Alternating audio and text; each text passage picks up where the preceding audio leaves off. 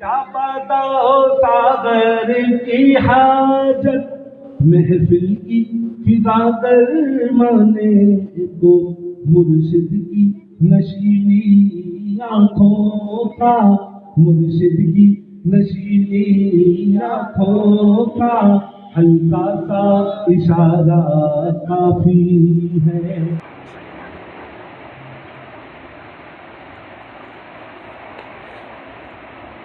جی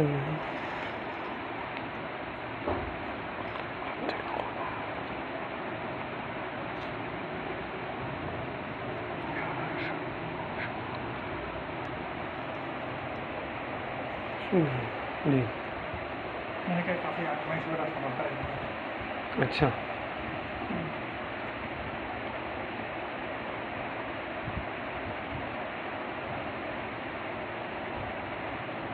لیکن سفر میں آزمائشیں تو آتی ہیں. سفر تو ہے ہی کیا کہتے ہیں، سفر جو ہے وہ ایک عذاب کا ٹکڑا ہے. تو لیکن یہ بات بھی ہے کہ سفر جو ہے عذاب کا ٹکڑا تو ہے، لیکن کہتے ہیں سفر وسیلہ ظفر، یعنی کامیابی کا ذریعہ بھی ہے سفر. اکثر لوگ کامیاب دیکھیں گے آپ ان کو تو وہ اپنے علاقوں میں اتنے کامیاب نہیں ہوتے. جب وہ سفر اختیار کرتے ہیں، دوسری جگہ جاتے ہیں، تو وہ اپنے مقصد میں کامیاب ہو جاتے ہیں. مثال کے طور پہ اگر کوئی شخص ہے وہ تنگ دست ہے اور وہ روزی روزگار کی تلاش میں اپنے علاقے میں وہ دیکھتا ہے، پریشان ہو جاتا ہے. حالانکہ چھوٹا شہر ہو یا گاؤں ہو یا بڑا شہر ہو، بعض اوقات ملک بھی ہو، بعض اوقات اس میں اس کی روزگار کی کوئی یعنی اس کو مواقع نہیں ملتے.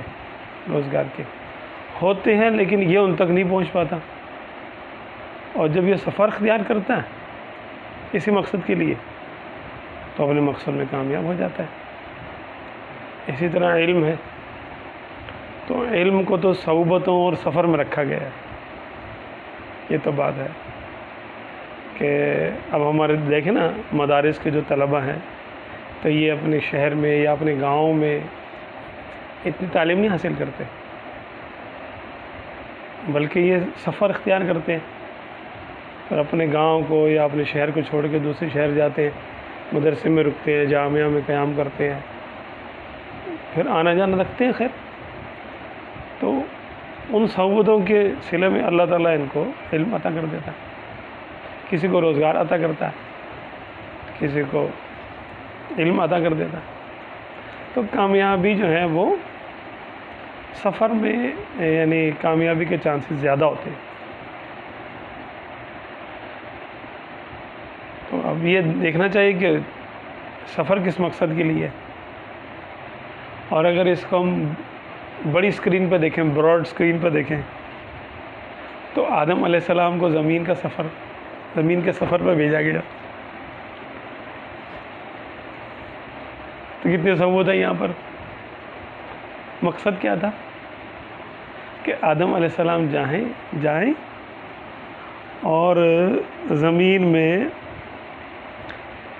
بندوں کو اللہ کی پہچان کروائیں. ان کو تو معرفت حاصل تھی، عرفان حاصل تھا، لیکن انبیاء کرام کی معرفت ہر لمحے بڑھتی رہتی ہے اور ہر لمحے ان کو نئے یعنی ان کے علوم میں نیا اضافہ ہوتا رہتا ہے. تو ان کا عرفان جو ہے وہ ترقی کرتا رہتا ہے. تو اسی طرح سفر کو دیکھیں تو یعنی آدم علیہ السلام سفر پر آئے، دنیا کے زمین کے سفر پر آئے. اور کہاں سے آئے، کتنی دور سے آئے؟ وہ 7 آسمانوں کے اوپر جنت ہے. تو جنت میں آپ کا قیام، پھر وہاں سے اللہ تبارک و تعالیٰ نے آپ کو بھیجا کہ اے آدم تم جنت سے زمین پہ چلے جاؤ اور ایک عرصے تک وہاں قیام کرو. وَلَكُمْ فِي الْأَرْضِ مُسْتَقَرٌّ وَمَتَاعٌ إِلَىٰ حِينٍ، اور تمہارے لیے زمین میں ٹھہراؤ ہے اور کچھ فوائد ہیں. متاع زندگی کا سامان ہے، الہین کچھ وقت کے لیے، پھر واپس تم کو پلٹ کے ہمارے پاس آنا ہے۔ تو سفر جو ہے وہ بڑی اہمیت رکھتا ہے۔ پھر آپ صلی اللہ علیہ وسلم نے سفر کے بارے میں کیا ارشاد فرمایا کہ حدیث پاک میں ہے کہ دنیا میں تم ایسے رہو، کن فی الدنیا کا انک غریب او عابر سبیل او کما قال صلی اللہ علیہ وسلم، کہ دنیا میں تم ایسے رہو جیسے کوئی اجنبی ہوتا ہے، زیادہ لوگوں کو جانتا نہیں ہے، بس جو لوگ اس سے کام رکھتے ہیں، جن کو اس سے کام پڑتا ہے یا جن سے اس کو کام پڑتا ہے، وہ اس کو جان لیتے ہیں اور یہ ان کو جان لیتا ہے۔ تو بہت زیادہ بھیڑ بھاڑ پسند نہیں ہے، شہرت ہو جائے، بہت لوگ خواہ میں لوگ جاننے لگے، تو یہ کوئی اتنی نعمت کی بات نہیں ہے۔ کن فی الدنیا کا انک غریب، تو دنیا میں ایسے رہے جیسے تو اجنبی ہے، غریب من اجنبی، او عابر سبیل، یا ایسا رہے کہ جیسے تو سفر طے کرنے والا ہے، مسافت طے کرنے والا، عابر سبیل، راستے کا چلتا وہ مسافر ہے۔ کہ آپ صلی اللہ علیہ وسلم جب چٹائی پر آپ آرام فرما رہے تھے تو حضرت عمر فاروق اعظم رضی اللہ تعالیٰ عنہ نے آپ صلی اللہ علیہ وسلم کو دیکھا کہ مبارک جسم پر چٹائی کے نشانات بن گئے، تو حضرت عمر فاروق اعظم رضی اللہ تعالیٰ عنہ کے آنکھوں سے آنسو جاری ہو گئے، رونے لگے کہ یا رسول اللہ صلی اللہ علیہ وسلم، آپ تو اتنی صحبتیں برداشت کر رہے ہیں اور جو اللہ کے دشمن ہیں کفار کیسر و کسرا، وہ تو نعمتوں میں ہیں۔ فرمایا کہ یعنی عمر تم اس بات پہ خوش نہیں کہ یہ نعمتیں ان کے لیے دنیا میں ہوں اور ہمارے لیے جنت میں اور آخرت میں۔ تو سفر میں تنگی کا شکوہ نہیں ہے کہ سفر میں تنگی ہوتی ہے، بیماری بھی آئے گی، تنگی بھی آئے گی، پریشانی بھی آئے گی، آزمائش کس کا نام ہے؟ خلاف طبع، خلاف توقع، خلاف مزاج باتوں پر اپنے آپ کو روک لینا، یہ صبر ہے۔ پھر حضرت انس بن مالک رضی اللہ تعالیٰ عنہ، جو آپ صلی اللہ علیہ وسلم کے غلام تھے اور خاص خادم خاص تھے، انہوں نے ایک مرتبہ چاہا کہ آپ صلی اللہ علیہ وسلم کو چٹائی پر جو ہے وہ چادر کو ڈبل کر کے بچھا دیں تاکہ کچھ جو ہے وہ بچھونے میں آرام دہ، یعنی اس کو آرام دہ کر دیا جائے۔ تو آپ صلی اللہ علیہ وسلم نے فرمایا کہ بس رہنے دو، میرا دنیا سے کیا واسطہ، میرا تو بس یعنی دنیا سے رشتہ ایسے ہی ہے جیسے مسافر جو ہے وہ راہ کے یعنی چلنے کے دوران میں کسی جگہ پڑاؤ کرتا ہے اور پھر اٹھ کے چل دیتا ہے اپنے راستے پر۔ یعنی ایسی بے رغبتی اور ایسی لا تعلقی دنیا سے اس وقت ہو سکتی ہے جب بندہ اپنے آپ کو مسافر سمجھے۔ فقیری اور درویشی یہی تو ہے کہ ہم اپنے آپ کو مسافر سمجھیں کہ ہم چند دنوں کے لیے یہاں آئے ہیں، اس کے بعد ہمیں جانا ہے، تو کیا یہاں پر دل لگانا؟ ہاں، جس حال میں اللہ نے پیدا کر دیا، اگر کوئی نعمت دے دی، نعمت دے کے پیدا کر دیا، تو اس نعمت کا شکریہ ادا کرتے رہیں، شکر کرتے رہیں، اس کا صحیح استعمال کرتے رہیں، اور اللہ تبارک و تعالیٰ کی بارگاہ میں سر بس سجود رہیں۔ اور اگر کوئی نعمت نہیں دی اس نے، فقیروں کی زبان میں اس میں طلب نہیں ہے کہ وہ نعمت بندہ طلب کرتا رہے، دنیاوی نعمت کہ اللہ مجھے یہ بھی دے دے، یہ بھی دے دے، یہ بھی دے دے۔ کیوں کہ یہ سفر کے آداب کے خلاف ہے۔ یہ سفر میں مسافر اپنی عارضی قیام گاہ پر دل نہیں لگاتا، کہ اگر وہ دل لگا لے تو اس کا سفر متاثر ہو جاتا ہے۔ مثال کے طور پہ آپ کہیں ایئرپورٹ پر رک جائیں، آپ کی فلائٹ ہو اور آپ ایئرپورٹ میں تصحیح کرنا شروع کر دیں کہ یہ کرسیاں یہاں کے بجائے یار میں یہاں لگوا دیتا ہوں، اچھا یہ کاؤنٹر جو ہے وہ اس کو تھوڑا سا ذرا سیٹ کر کے بنا دیں، آرڈر دے کے آتا ہوں میں، اس کو اچھا کر کے بنا دیتا ہوں، اسپیکر کی آواز تھوڑی سی اور اچھی ہو جائے، اسپیکر کی صحیح نہیں یار دوسرا اسپیکر لگوا دیتا ہوں میرے خیال میں، کبھی سوچتے بھی نہیں ہیں ہم، کیوں کہ ہم اس سے لا تعلق اور بے پرواہ ہوتے ہیں، ہمارے ذہن میں ہوتا ہے کہ ہم مسافر ہیں، اور جب ہم اپنے گھر میں ہوتے ہیں، اپنے شہر میں، اپنے ملک میں ہوتے ہیں، تو ہم کیا کرتے ہیں؟ ہم اس میں ہر چھوٹا بڑا کام اپنی مرضی کا چاہتے ہیں، کیوں کہ یہاں ہم اب اپنے آپ کو مالک سمجھنے لگتے ہیں، نہ مالک ہم ایئرپورٹ پر ہے کسی چیز کے حقیقت میں، اور نہ اپنے گھر میں اپنی چیزوں کے مالک ہیں، یہ ہمیں جو ہے وہ ہمارے استعمال میں دی گئی ہیں چیزیں، وَلَكُمْ فِي الْأَرْضِ مُسْتَقَرٌّ، تمہارا زمین پر ٹھہرنا ہے، وَمَتَاعٌ، اور چیزوں سے فائدہ اٹھانا ہے، إِلَى حِينٍ، ایک خاص مدت کے لیے، الدنیا متاع، دنیا استعمال کی چیز ہے،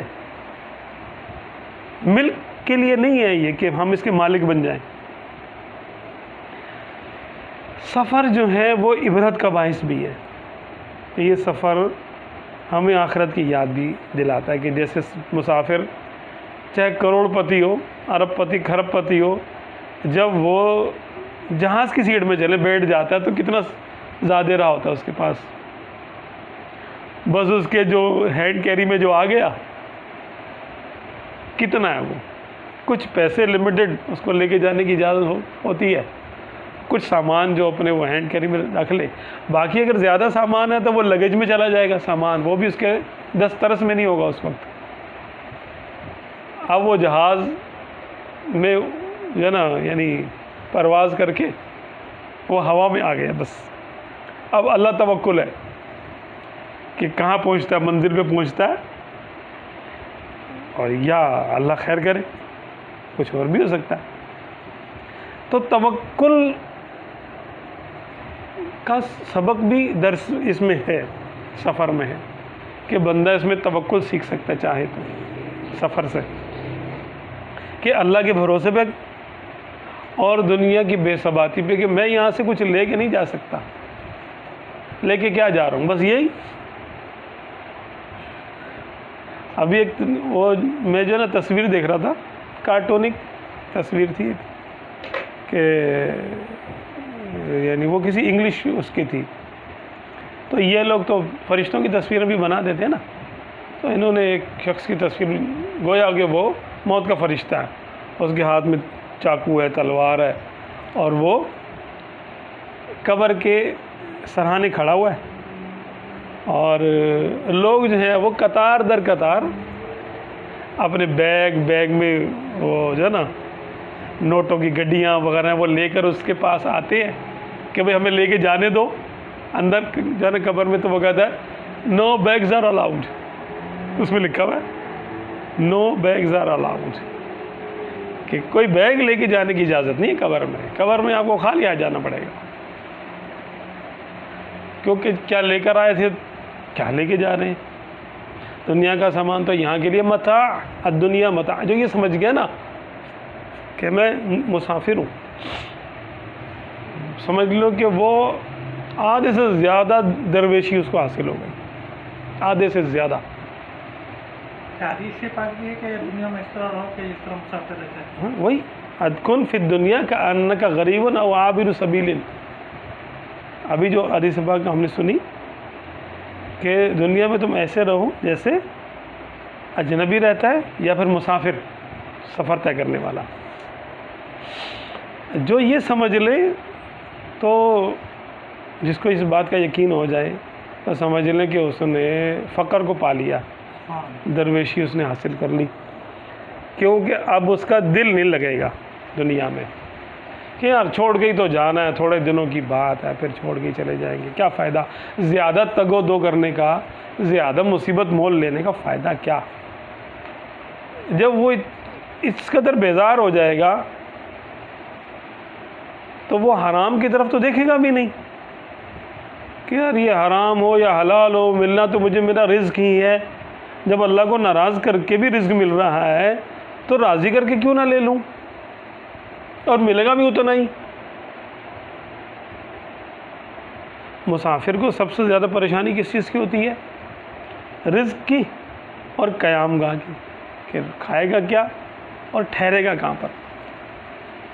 اللہ تبارک و تعالیٰ نے دونوں کا یہاں فیصلہ کر دیا، وَلَكُمْ فِي الْأَرْضِ مُسْتَقَرٌّ، کہ تم جب تک زندہ ہو زمین سے نکل نہیں سکتے، زمین پہ رہو گے۔ وَمَتَاعٌ، اور کچھ استعمال کی چیزیں ہیں، إِلَىٰ حِينٍ، یہ تمہارے لیے یہاں پر ہے، ملے گی تمہیں۔ رزق کا ذمہ اس نے خود لے لیا، وَمَا فِي الْأَرْضِ مِن دَابَّةٍ وَمَا مِن دَابَّةٍ فِي الْأَرْضِ إِلَّا عَلَى اللَّهِ رِزْقُهَا، کہ زمین پر رہنے والا کوئی ایسا نہیں ہے کہ جس کا رزق اللہ کے ذمے نہ ہو۔ تو جب اللہ تبارک و تعالیٰ نے اپنے ذمے لے لیا، اگر ہم اللہ کے بتائے ہوئے طریقے پر چلیں گے تو اپنے رحمت کے خزانوں سے ہمیں رزق ہمارا دے گا، اس میں کیا مسئلہ؟ جیسے کہ اس میں ایک بات کہی جاتی ہے کہ جو اپنا ملک جس کو رزق ملے وہ خوش نصیب ہے۔ دوسری بات یہ کہ رزق کا ذمہ جب رب تعالیٰ نے لے لیا ہے پھر ہم کیوں مارے پھرتے ہیں دوسرے حکومتوں میں، شہروں میں؟ تو اس کی کیا تدبیر ہے؟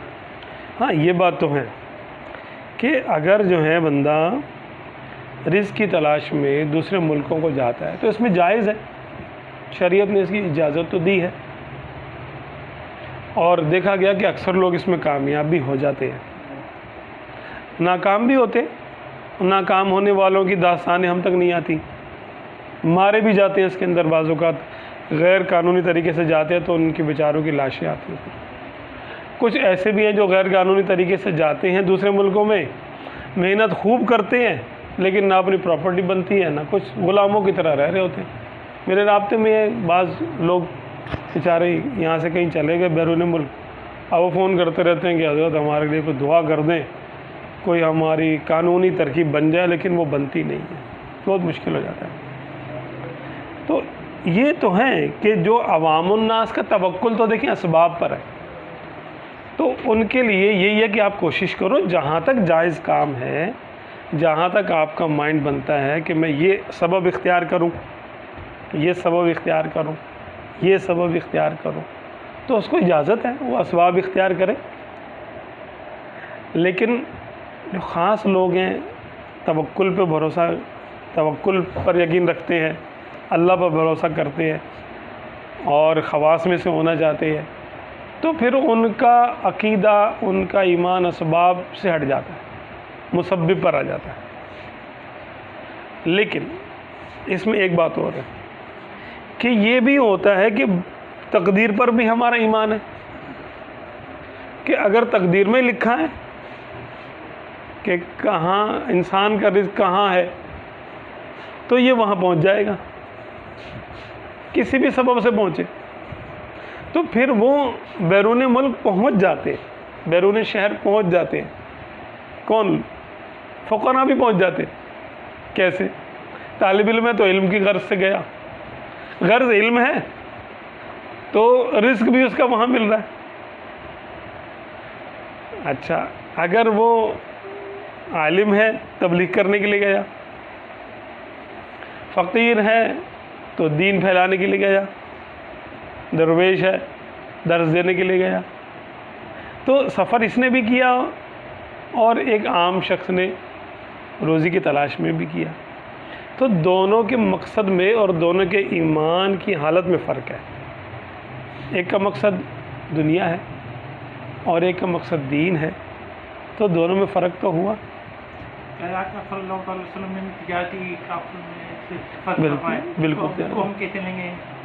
دیکھیں آپ صلی اللہ علیہ وسلم نے تو ایک عام آدمی کی طرح زندگی گزار کے دکھائی کہ ظاہر آپ صلی اللہ علیہ وسلم کا عام آدمی کے لیے مثال ہے کہ تم یہ بھی کر سکتے ہو، یہ بھی کر سکتے ہو، یہ بھی کر سکتے ہو، بالکل سفر کر سکتے، تبھی تو جواز ہوا۔ کہ آپ صلی اللہ علیہ وسلم نے سفر کیا بھی، اور یہ دور ہوا کرتا تھا رحلت الشتاء والصیف، سورہ قریش ہے اس پر، کہ ہم نے تمہارے لیے جو ہے وہ سردی اور گرمی کا تجارتی سفر کرتے تھے قریش، تو یہ ہم نے تمہارے لیے آسان کر دیا۔ تو یہ قریش کے قافلے جاتے تھے، عراق شریف بھی جاتے تھے، بغداد شریف ہیں، اور اس طرف شام کی طرف بھی جاتے تھے، گرمیوں میں ایک طرف سردیوں میں ایک طرف۔ تو اسباب کے لیے سفر کرنا بھی جائز ہے، ٹھیک ہے۔ تو ایک موقف ہے جو کہ عوامی ہے، جو سب کے لیے ہے۔ تو نبی علیہ السلام جو ہے، جو بھی نبی ہوتے ہیں اپنی امت میں، وہ امت میں کیونکہ عوام کی تربیت بھی کرتے ہیں اور خواص کے لیے بھی مشن راہ ہوتا ان کا معاملہ۔ تو کچھ معاملات خواص کے لیے ہوتے ہیں اور کچھ عوام کے لیے ہوتے ہیں۔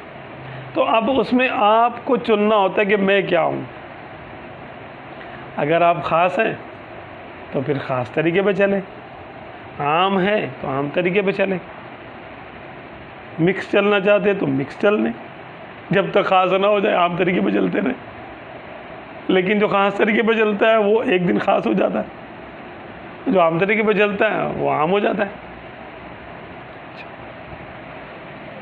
یہیں پر ایک بات میں عرض کرنا چاہوں گا، سوچا بھی تھا میں نے، چلو اس میں کچھ عرض کر دیتا ہوں، کہ ایک حدیث پاک ہے، من رزق فی شیء فلیلزمہ،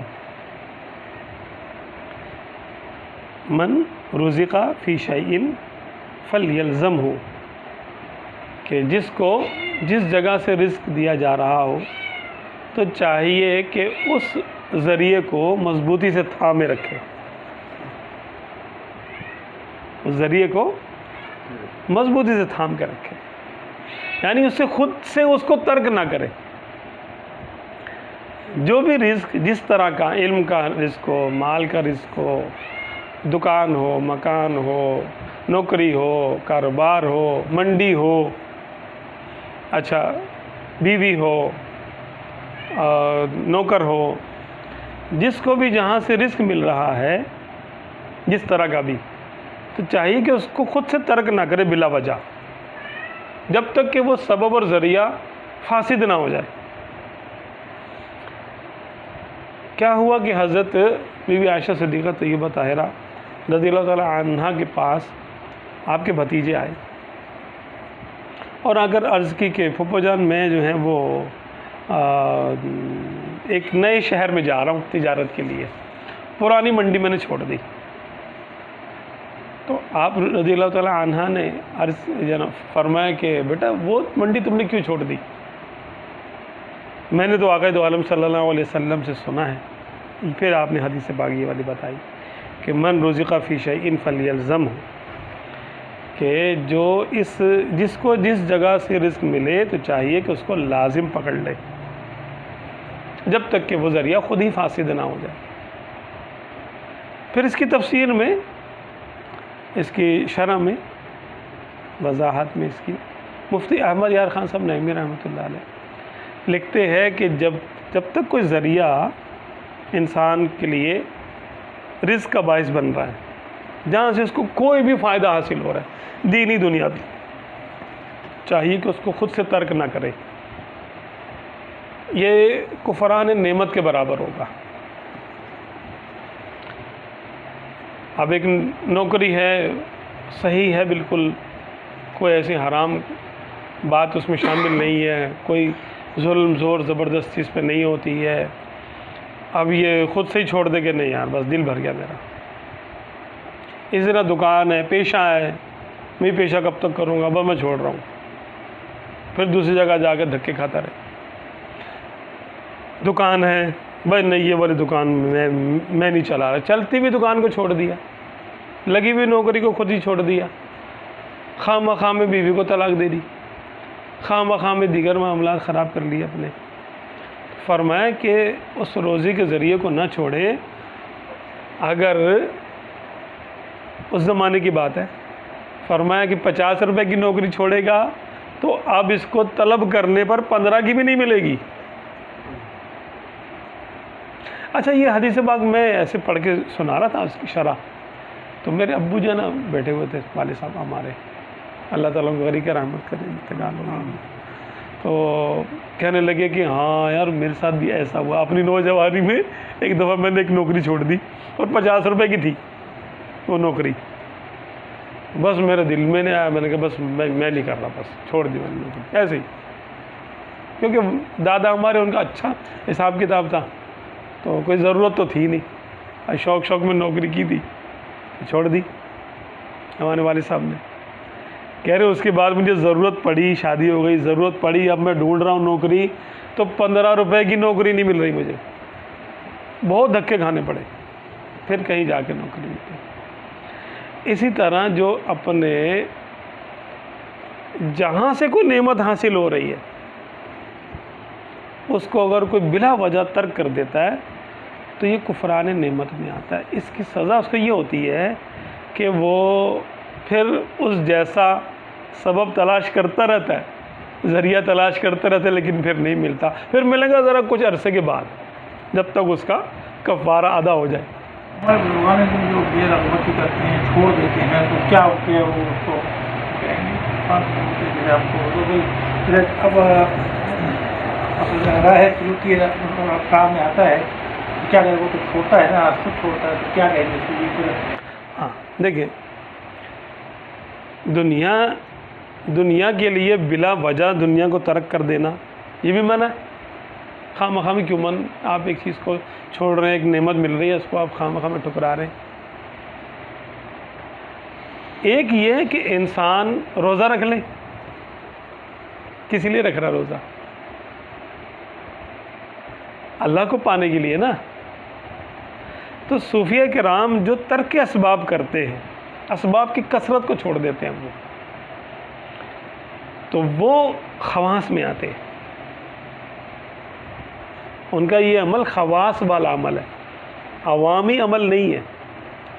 عوامی تو یہ کہ بھی جو اسباب ہیں ان کو آپ اختیار کریں، آپ کی دنیا اچھی رہے، آپ کسی سے ہاتھ نہ پھیلائیں، کسی کے آگے محتاج نہ ہو، ٹھیک ہے، آپ کا توکل عوام کا، کیونکہ کہتے تو ہیں کہ توکلاً علی اللہ، اللہ پہ توکل ہے ہمارا، لیکن اندر سے بات یہ ہوتی ہے کہ خدا کی معرفت تو ہوتی نہیں ہے، تو زیادہ تر ہمارا بھروسہ اسباب پر ہی نظر آتا ہے کہ اسباب یہ رہیں گے تو بھائی کہتے ہیں نا کہ وہ کچھ کریں گے تو کچھ ہوگا، حرکت میں برکت ہے، ٹھیک ہے، تو یہ سب کرتے رہتے ہیں۔ ترک اسباب کلیتاً نہیں، لیکن زائد اسباب کا چھوڑ دینا جو کہ آپ کی آخرت میں مخل ہو رہا ہو۔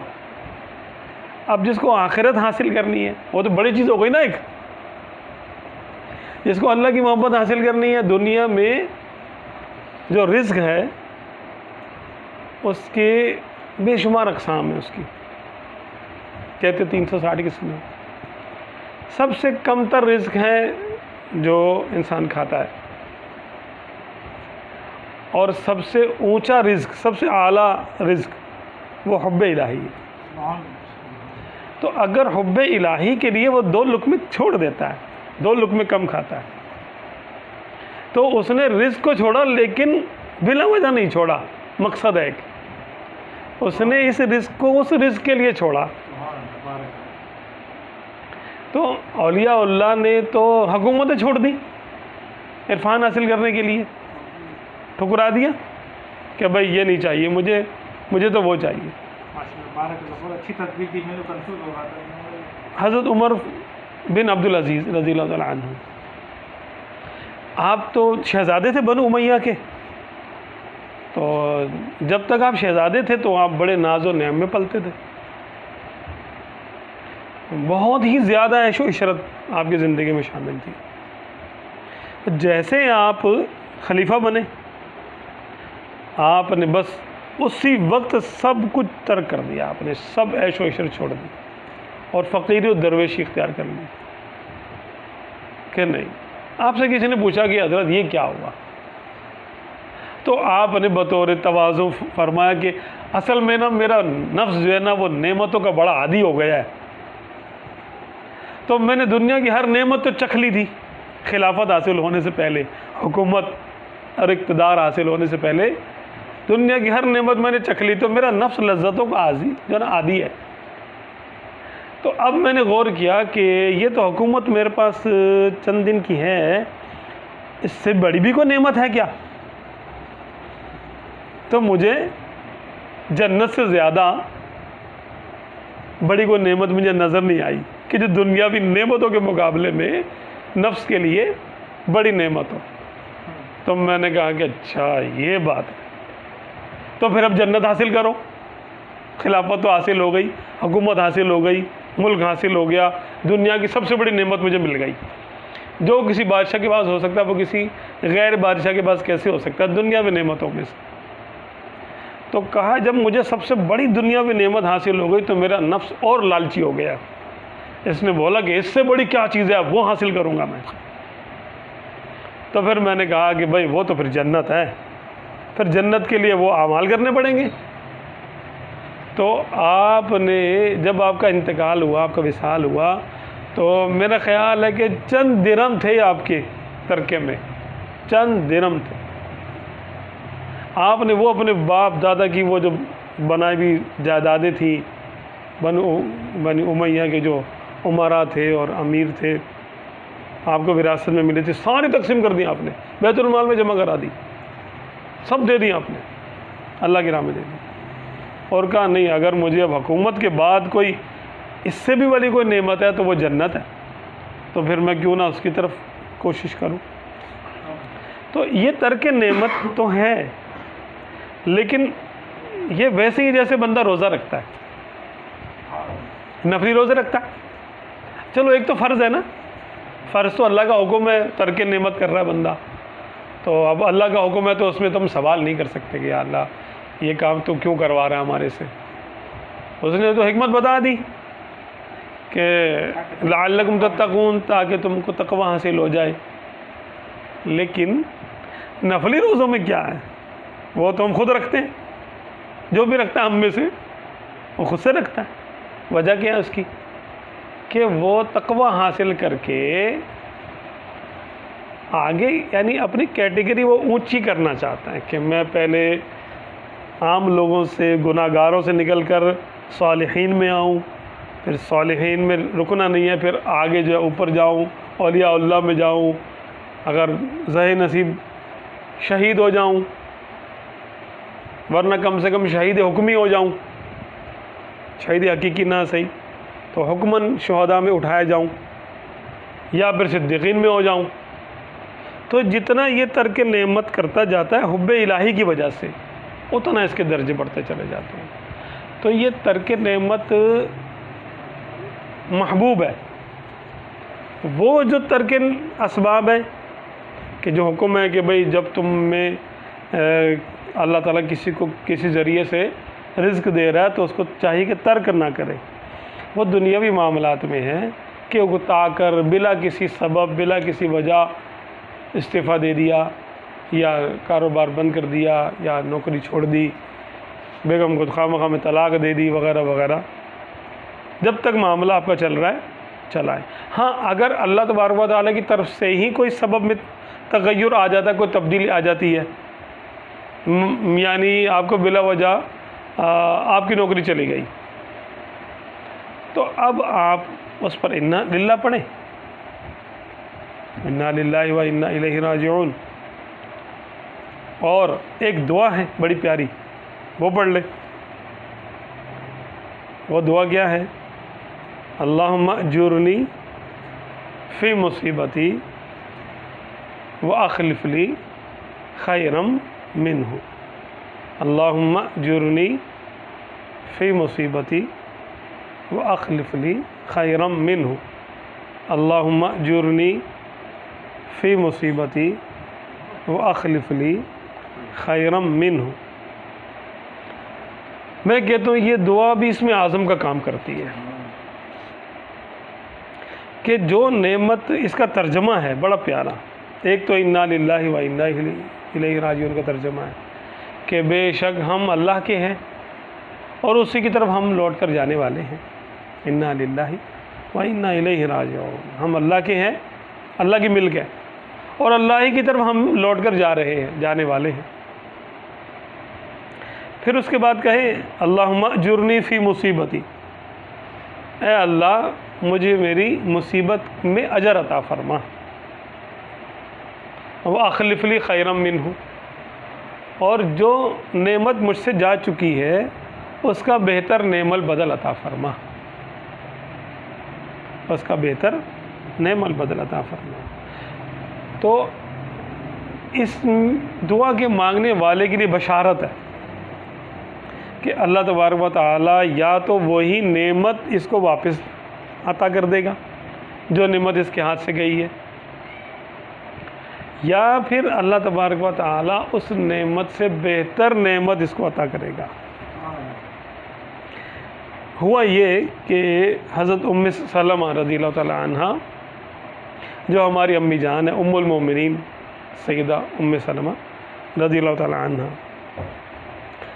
آپ صلی اللہ علیہ وسلم کے نکاح میں آنے سے پہلے ان کے ایک اور شوہر تھے، ان کا نام ابو سلمہ تھا، مسلمان تھے، مہاجر، یعنی ہجرت حبشہ کی انہوں نے، دونوں نے۔ پھر کیا ہوا کہ حضرت ام سلمہ رضی اللہ تعالی عنہ کے شوہر کا وصال ہو گیا، تو یہ مدینہ شریف میں تھی، تو شوہر کا انتقال ہو گیا، تو آپ صلی اللہ علیہ وسلم جو ہیں وہ ان کے پاس تشریف لائے اور تعزیت فرمائی، اور فرمایا کہ تم یہ دعا پڑھو۔ تو آپ نے یہ دعا پڑھ لی۔ جب یہ دعا پڑھی تو فرماتی ہیں کہ میں نے یہ دعا پڑھ تو لی، لیکن اب میں سوچنے لگی کہ ابو سلمہ سے بہتر کون ہوگا۔ تو پورے مدینے کے لوگوں کو، جن جن کو میں جانتی تھی، تو میں نے اپنے دل میں سوچا کہ ان میں تو کوئی بھی میرے شوہر جیسا نہیں ہے، تو بہتر کون ہو سکتا ہے۔ فرماتی ہے جب میری عدت ختم ہو گئی تو آقا دو عالم صلی اللہ علیہ وسلم کا پیغام آ گیا خود۔ تو میں نے کہا ہاں، میں تو یہ سوچ بھی نہیں سکتی تھی، میں تو باقی لوگوں کے بارے میں سوچ رہی تھی کہ بھئی ان میں سے کوئی ایک شوہر ہو سکتا ہوگا، تو یہ کوئی بھی ابو سلمہ کے جیسا نہیں ہے۔ اب یہ کہ آقا دو عالم صلی اللہ علیہ وسلم کا پیغام آ گیا، تو آقا صلی اللہ علیہ وسلم کی تو کیا ہی شان ہے اور کیا ہی بات ہے۔ اس کے بعد جو ہے یہ انہوں نے حدیث پاک بیان کی لوگوں میں، اور یہ حدیث پاک اب پھیلتے پھیلتے امت کے پاس ہے، اس کو جو چاہے آزما لے۔ اس کو اگر آپ کی 4 آنے کا بھی نقصان ہوا ہے، آپ یہ دعا پڑھ کے دیکھ لیں، اللہ تعالیٰ آپ کو اس کا بہتر نعم البدل عطا کر دے گا، سوائے چند چیزوں کے۔ جیسے کوئی شخص ہے وہ مر گیا، دنیا سے چلا گیا، کسی کے ابو کا انتقال ہو گیا، امی کا انتقال ہو گیا، اب انہوں نے یہ دعا پڑھی انا للہ و انا الیہ راجعون۔ اب انسان کا باپ تو ایک ہی ہوتا ہے، ماں بھی ایک ہوتی ہے، اب وہ تو نہیں آنے سے ہے نا، ان کا تو آنا نہیں ہوگا واپس دنیا میں، لیکن ایک تسلی ہو جائے گی آپ کو، یہ آپ کر کے دیکھیں۔ اللہ نہ کرے اگر کسی کی کوئی نعمت ایسی چلی جاتی ہے، کوئی رشتہ ایسا چلا جاتا ہے دنیا سے، اللہ تبارک و تعالیٰ اس کی کمی آپ کو محسوس نہیں ہونے دے گا، اس کا نعم البدل آپ کو دے گا، کوئی نہ کوئی، کسی نہ کسی ذریعے سے دے گا آپ کو، کسی نہ کسی شکل میں دے گا اس کا نعم البدل۔ وہ شخص تو نہیں آیا، نہ آ سکتا ہے، لیکن یہ دعا کی برکت ہے کہ جو آقا دو عالم صلی اللہ علیہ وسلم نے ارشاد فرما دیا، تو وہ پتھر پہ لکیر بھی کیا چیز ہوگی، وہ حق ہے، بالکل فرما دیا تو بس وہی صحیح ہے بس۔ اب اللہ تبارک و تعالیٰ کی کرم پر ہے، وہ آپ کو اس کا نعم البدل کیسے دیتا ہے، لیکن ملے گا۔ یہ ایک تجربہ کرنے کی بات ہے، تجربہ کر کے دیکھ لیں۔ کئی بار ہمارے ساتھ ہوا کہ ہماری گاڑی جو ہے وہ 2-3 مرتبہ والد صاحب کی تھی، تو وہ چھن گئی، ہم نے دعا پڑھی تو سمجھ لیں کہ وہ ہمیں بہت کم نقصان پہ وہ گاڑی میں واپس مل گئی، چوری کی ہوئی گاڑی، گن پوائنٹ پہ چھینی ہوئی گاڑی واپس ملے گی. 3 بار ہوا ایسے. ایک آدھ بار ہو جائے تو ہم کہتے چلو یار اتفاق کی بات ہے. 2 بار تو گن پوائنٹ پہ چھینی تھی, 1 بار چوری ہوئی تھی, وہ مل گئی. اسی طرح کوئی چیز کھو جاتی ہے, ضائع ہو جاتی ہے, آپ یہ دعا پڑھیں, انشاءاللہ تبارک و تعالیٰ وہ نعمت آپ کو یا تو واپس ملے گی یا اس سے اچھی نعمت ملے گی آپ کو. دوسری چیز جو واپس نہیں آتی وہ ہے جوانی, کہ ناممکنات میں سے ہے کہ ایک بڈھا آدمی دوبارہ جوان ہو جائے.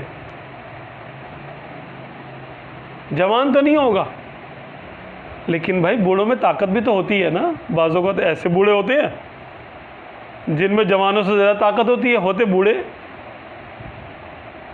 اس کے حواس زیادہ مضبوط ہوتے ہیں, اس کے اعصاب زیادہ طاقتور ہوتے ہیں. ہوتے بوڑھے ہیں وہ 80 سال 90 سال 100 سال کے, اور وہ جوانوں پہ بھاری ہوتے ہیں بعض اوقات. آج کل کم ہوتا ہے ایسا, لیکن ہوتا ہے بہرحال. تو آپ کی جوانی تو واپس نہیں آئے گی, لیکن زور تو واپس آ سکتا ہے, طاقت تو آ سکتی ہے نا واپس. جو ناممکن ہے وہ تو ناممکن ہے. اللہ تبارک و تعالیٰ نے کچھ چیزیں ایسی رکھی ہیں کہ جو اس دنیا میں دوبارہ نہیں ہو سکتی. عوام الناس کے لیے وہ نہیں ہے. ہاں کوئی معجزہ ہو تو زندہ مردہ بھی زندہ ہو جاتا ہے اور جوانی بھی واپس ہو جاتی ہے, وہ ان لوگوں کی یعنی شان ہے. وہ تو انبیاء کرام یا اولیاء کرام, کوئی معجزہ ہو یا کرامت ہو, علیہ الصلوۃ والسلام اجمعین رضی اللہ عنہم اجمعین, وہ ان کا معاملہ. میں عوام کی بات کر رہا ہوں, ہم جیسوں کی. تو وہ نعمتیں نہ بھی آئیں واپس تو ان کا بہتر نعم البدل ہم کو مل جائے گا. اب وہ سوچنے والے کے لیے ہے کہ وہ دیکھے گا, اچھا اگر وہ غور کرے گا تو اس کو ضرور معلوم ہو جائے گا کہ میری یہ نعمت گئی تو اللہ تبارک و تعالیٰ نے میرا خیال ہے مجھے وہ نعمت عطا کر دی. اگر غور کرے گا تو اس کو سمجھ میں آ جائے گا کہ ہاں یار یہ اس وجہ سے مجھے ملی ہے یہ نعمت.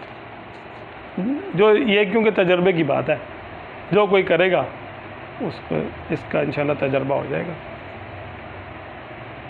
تو چاہیں تو اس کو جو ہے نا اپنے معمول کا حصہ جو ہے نا بنائیں. ایک تو یہ کہ جو بھی رزق دینے والا ذریعہ ہے, جہاں سے کوئی نعمت حاصل ہو رہی ہے اس کو خواہ خواہ میں ترک نہ کریں, بلا وجہ شرعی اس کو نہ چھوڑیں. اور دوسرا یہ کہ اگر کوئی نعمت ضائع ہو جاتی ہے تو اس پر یہ دعا پڑھیں, انا للہ و انا الیہ راجعون. اگر یہ کر لیں گے تو انشاءاللہ تبارک و تعالیٰ وہ نعمت یا تو واپس ملے گی یا اس کا بہتر نعمت بدل مل جائے گی. جیسے حالات حاضرات لوگ جو ہیں وہ بہت سہولت پسند ہو گئے ہیں, اس کا کیا کیا جائے کہ تراویح کم کرتے ہیں لوگوں کو کی جائے, تقاضا ایسا ہے.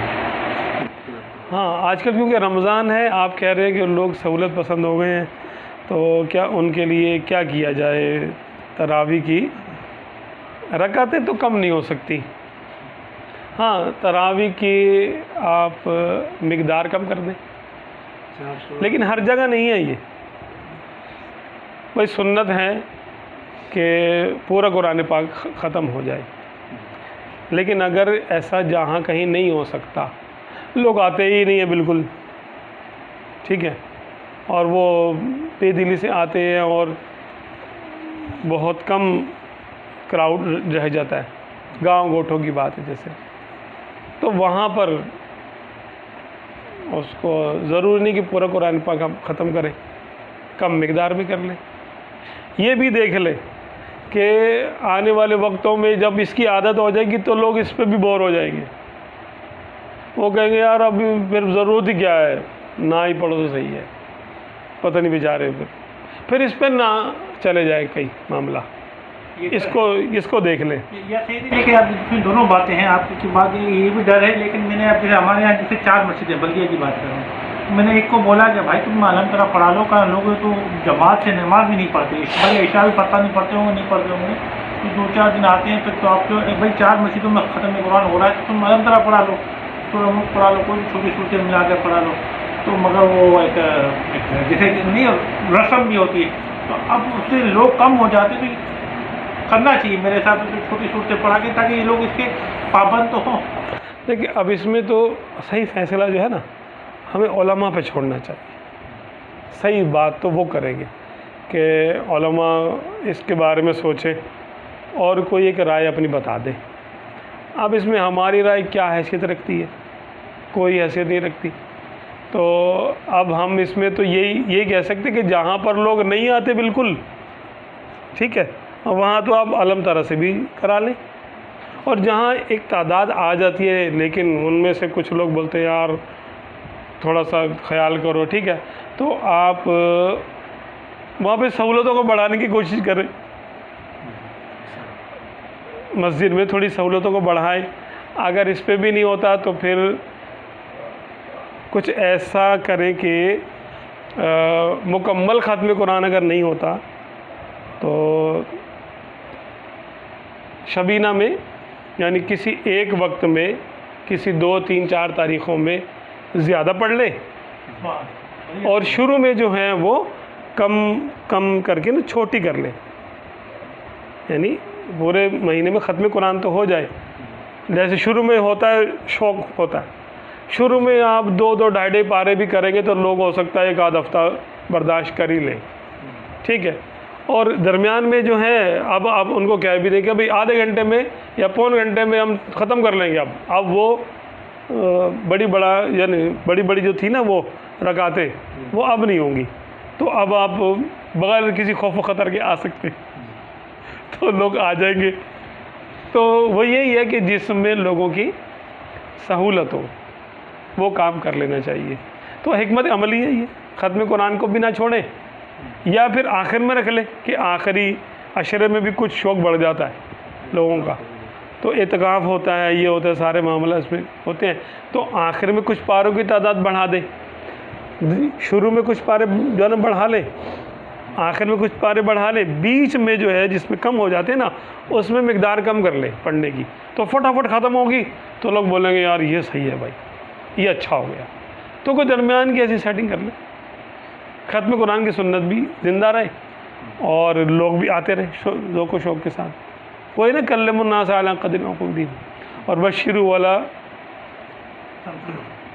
اور وہ بھی ہے یسروا والا تعسروا کہ لوگوں کے لیے آسانی کرو مشکل نہ کرو. تو جیسے آسانی ہو سکے شرعی حدود کا خیال رکھتے ہوئے اس کو کر لیا جائے. جو صبح نیند نہیں آتی مطلب جیسے رات کو آتی ہے نا, جیسے کچھ لوگ ہوتے ہیں صبح سوتے ہیں 1 2 بجے تک سوتے ہوتے ہیں, میری ترتیب آتی ہے کہ 2 3 گھنٹے ہی 8 9 بجے تک وہاں کھل جاتی ہے, ایسا یاد جانا ہو. اچھی بات ہے ویسے تو یہ جتنا غفلت کم سے کم ہو. نہیں تو پھر اگلی رات جاگ نہیں سکتے نا, پھر مسئلہ یہ ہے. ہاں طبی اعتبار سے یہ ہے کہ ذرا پھر کیا کریں اس میں. تو جب اگلی رات کو نیند آ رہی ہے تو رات کو سو جائیں. رات کو تو آتی ہے لیکن رات کی جو جاگنے کا فوائد جو عبادت کی اور اس کے جو خاص کر رمضانوں میں اس کی اب دن میں اس طرح عبادت نہیں کر سکتا یا پڑھائی نہیں کر سکتا جس طرح رات. دیکھیے ہمارے یہاں تو کیونکہ شہر ہے نا, شہر میں تو ہمارے فلیٹ ہوتے, فلیٹوں میں سسٹم ہوتا ہے کہ اگر آپ کسی سے ملنا چاہیں اپنے ہیں معاملات, اپنے کمرے میں آپ جانا بند ہو جائے کوئی آپ کو تنگ نہیں کرے گا. آپ چاہیں تو اس میں اندھیرا کر لیں, پردے ذرا ڈال لیں, لائٹیں بجھا لیں, تو تقریباً رات کا سما ہو گیا آپ کے لیے, جس میں آپ کو طبعی طور پہ سہولت محسوس ہو, آپ دل جمعی سے بیٹھ سکیں, عبادت کا وہ ذریعہ اختیار کریں کہ جو آپ کے لیے آسانی کے ساتھ مسلسل چلنے والا ہو. ایسا ذریعہ اختیار کریں کہ اگر آپ اس پہ چلتے ہیں تو بیمار ہو جائیں گے, تحمل نہیں کر سکیں گے, اس کو برداشت نہیں کر سکیں گے, پھر آگے چل کے جو کرتے ہیں اس سے بھی ہاتھ دھونے پڑیں گے, تو پھر اس طرف نہ جائیں. جو سہولت سے ہو رہا ہے اس کو کر لیں. اور یہ زندگی تو ایسی ہے کہ جسے کہتے ہیں نا بھاگتے چور کی لنگوٹی صحیح, کہ اگر کوئی آپ کا چور سامان لے کے بھاگ رہا ہے جسے کہتے ہیں نا, تو اس کے جو چیز ہاتھ میں آیا آپ نے پکڑ لی, جو چوری ہونے سے رہ گیا وہی غنیمت ہے. تو یہ دنیا میں ایسے ہی ہے کہ جو وقت ملے اس کو غنیمت سمجھے, کوئی پلاننگ نہیں لمبی چوڑی کرے کہ میں آئندہ سال یہ کروں گا، آئندہ رمضانوں میں یہ کر لوں گا، پر جو ابھی ہے نا میسر ہے حال میں، وہ تو کر لے. ہو سکتا ہے اس کو صحیح استعمال کرنے کا صلہ ہمیں یہ ملے کہ ہمیں آئندہ کے لیے توفیق مل جائے. کیونکہ اللہ تبارک و تعالیٰ کی طرف سے ہوتا ہے کہ وہ اپنے کس بندے کو عبادت میں لگاتا ہے اور کس کو جو ہے وہ اس کا مالک ہے. جس کو چاہتا ہے اس پہ خاص کرم کرتا ہے، اپنے قریب کر لیتا ہے، جس پہ چاہتا ہے اس کو اس کے معاملہ پہ چھوڑ دیتا ہے. تو اگر آسانی کی طرف ہم جائیں گے، وہی ہے یسروا ولا تعسروا، کہ آسانی کرو، خواہ مخواہ کی مشکل نہ، اپنے لیے بھی خواہ مخواہ کی مشکل نہ کرے. لیکن جسے عبادت کے لیے اور اس کی فضیلت جو ہے نا کہ جسے ہم نیت بھی کرتے ہیں، یہ بھی کریں گے، یہ بھی کریں گے، یہ بھی کریں گے، رمضان آتا ہے، اب پتہ چلے کچھ ہی تھوڑا سا عمل کر پاتے ہیں باقی نہیں. اپنی طبیعت کو دیکھیں کہ میں عام طور پہ میری طبیعت کب بحال ہوتی ہے، اپنے اوقات وہی والے سیٹ کریں پڑھنے کے لیے. جیسے آپ کو معلوم ہے مجھے 8 بجے 9 بجے میری آنکھ کھولی جائے گی، پہلے میں پوری رات جاگوں یا سوؤں، آپ کو یہ پتہ ہے. اب آپ 9 بجے سے اپنے شیڈول بنا لیں، آپ کو جب تک 2 گھنٹے 3 گھنٹے دینے ہیں اس میں دے دیں، کوئی مسئلہ نہیں. رات والا ترک کر دیں. رات والا دیکھیں مغرب سے رات شروع ہو جاتی ہے، اور رات کے اگر آپ 1 بجے بھی سوئے تو مغرب سے 7 بجے مغرب ہو رہی ہے 1 بجے، یعنی 6 گھنٹے تو ہو گئے. 6 گھنٹے آپ کی رات گزر گئی، اس میں آپ عبادت کر لیں جو کر سکتے ہیں. باقی کے آخر کا جو وقت ہے سحری پہ جاگ ہی جاتے ہیں رمضانوں میں، ٹھیک ہے، ماہ رمضان میں جاگ لیتے ہیں، تو اس میں بھی ہمیں 1 آدھ گھنٹہ مل جاتا ہے، تو 7 گھنٹے تو ہمارے ہو گئے، چاہیں تو اس میں کوئی عبادت کر سکتے ہیں. تو پوری رات عبادت کرنا کوئی وہ نہیں ہوتا، ضروری نہیں ہے، بلکہ جو وقت مل رہا ہے اس کو غنیمت جانے. کہ اگر آپ رات میں سو جاتے ہیں 2-3 گھنٹے سوتے ہیں، اور پھر صبح فجر کے بعد اشراق چاش کے بعد آپ 1 آدھ گھنٹہ سوئیں، آپ کی طبیعت بحال ہو جاتی ہے. اب آپ باقی وقت میں اپنی عبادت کریں، اپنے طبیعت کے لحاظ سے اپنے اوقات مقرر کر لیں. طبیعت میں بھی یہ ہے کہ رات کو نیند اچھی آتی ہے، دن میں نہیں آتی. ہاں تو صحیح ہے، کوئی مسئلہ نہیں. اگر یہ عبادت قبول ہوئی اور اللہ تبارک و تعالیٰ نے چاہا کہ آپ کو رات کو کھڑا کرے اپنے سامنے، تو وہ کوئی نہ کوئی بن جائے گی، آپ کی طرف ہو جائے گا.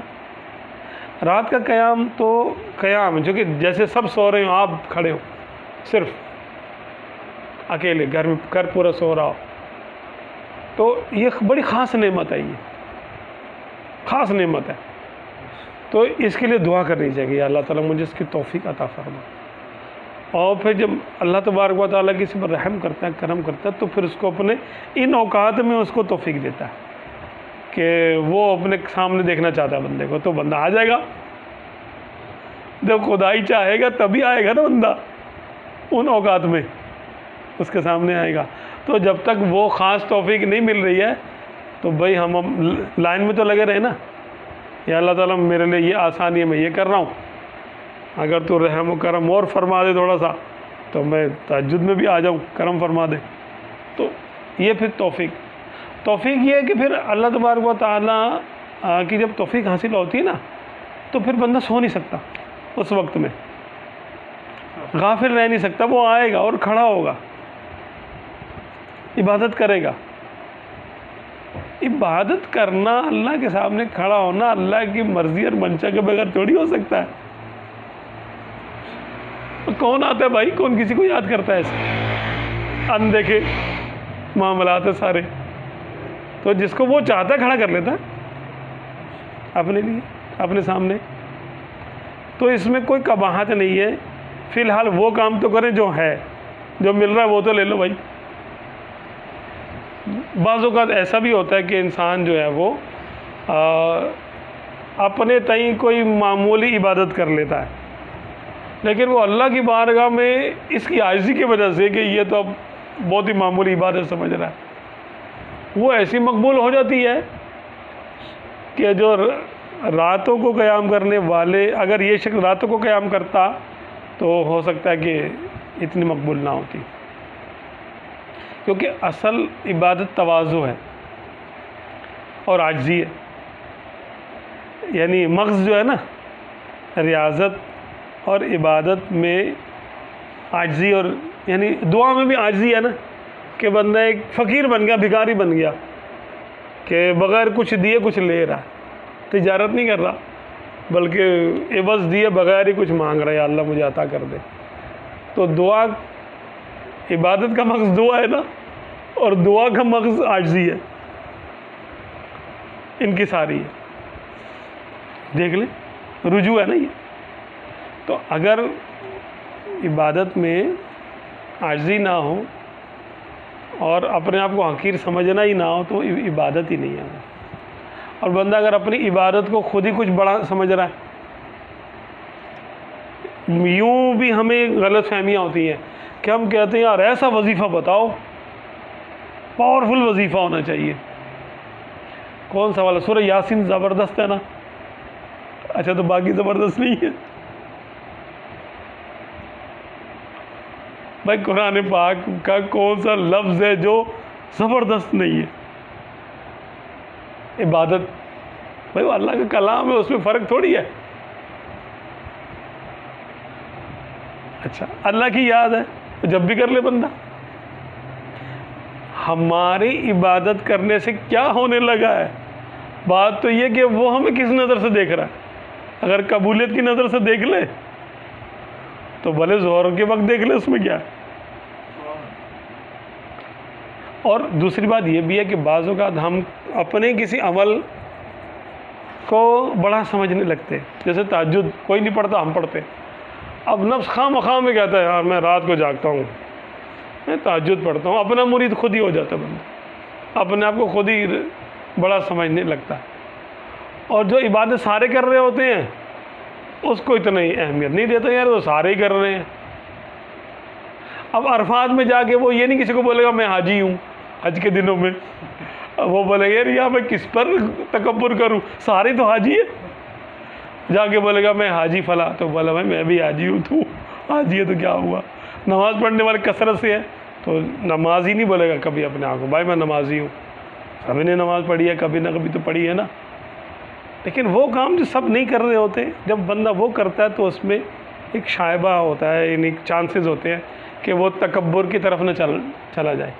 تو بعض اوقات اس کو اللہ تعالیٰ کی طرف سے ہی اس طرف نہیں لایا جاتا کہ نہیں اگر اس کو یہ چیز اس کے لیے آسان کر دی گئی تو کہیں یہ تکبر کا شکار نہ ہو جائے. بعض اوقات حدیث پاک میں ہے، یہاں بڑا حیران ہوا کہ حدیث پاک میں ہے کہ انسان ابن آدم پر بعض گناہ لکھ دیے گئے ہیں کہ اس سے سرزد ہوں گے تاکہ اس میں عاجزی پیدا ہو. اب بتائیے بندہ ہے تو اس سے بڑی خاص بات یہ عوام کے سامنے کرنے کی ہے بھی نہیں، لیکن عاجزی کے لیے دیکھیں اللہ تبارک و تعالیٰ چاہتا تو جنت میں گندم اگاتا ہی نہ، سجدہ کرایا دنیا میں بھیج دیتا کہ خلیفہ جنت کے لیے تھوڑی بنایا تھا. انی جاعل فی الارض خلیفہ، میں زمین میں اپنا نائب بنانے والا ہوں. زمین میں، جنت میں تھوڑی. تو جنت میں رکھا وہ گندم کا دانہ، اس میں کروڑوں حکمتیں تھیں کہ وہ اللہ کا فعل تھا کہ جنت میں کیوں رکھا، پھر منع کیوں کیا، پھر جب کھانے لگے تو روکا کیوں نہیں، یاد کیوں نہیں دلایا. آپ تو بھول گئے تھے، آدم علیہ السلام تو بھول گئے تھے یہ کون سا والا ہے، یہ درخت ہے، یہ تو آپ بھول گئے تھے، کھا لیا. کھانے کے بعد بات چیت ہو رہی ہے کہ کیوں کھایا، اور تم نے کھا لیا، اب جاؤ زمین پہ جاؤ. کھانے کیوں دیا؟ تاکہ عاجزی پیدا ہو. جو آدم علیہ السلام کے مزاج کی عاجزی تھی نا، خمیر کیونکہ مٹی سے اٹھایا تھا جسم اقدس کا. تو مٹی میں عاجزی ہوتی ہے, تو وہ عاجزی عود کر آئی. عاجزی اسی وقت عود کرے گی نا جب بندہ سمجھے گا میں غلطی پر ہوں, اس کو احساس ہو جائے گا. اب غلطی ہے یا نہیں ہے وہ الگ بات ہے, وہ سمجھ رہے ہیں کہ میں غلطی پر ہوں, تو وہ نادم ہو جائے گا. نادم ہوگا, اس میں عاجزی پیدا ہو جائے گی, اس کے دل کی زمین جو ہے وہ نرم ہو جائے گی, اس میں معرفت کا بیج بویا جا سکتا ہے. تو جو اپنے عمل کو خود بڑا سمجھ رہا تھا, بلکہ اپنی ذات کو ہی بڑا سمجھ رہا تھا, وہ تو انا خیر منہ, میں اس سے افضل ہوں. شیطان نے کہا تھا نا میں اس سے افضل ہوں. اپنے افعال کو ہی نہیں, اپنی ذات کو بھی اونچا سمجھ رہا تھا وہ تو وہ مارا گیا وہ تکبر کی وجہ سے. تو ابن آدم پر کچھ گناہ لکھے گئے ہیں تاکہ اس میں عاجزی پیدا ہو. حالانکہ وہ آدم علیہ السلام کا جو گندم کا دانہ کھانا تھا وہ گناہ نہیں تھا, ابھی شرعی احکامات تو آئے نہیں تھے, تو دنیا کا معاملہ ہے نا. ابھی آپ کو ایک تادیبی حکم تھا, وہ ادب, بھائی جنت میں رہنے کے آداب یہ ہے.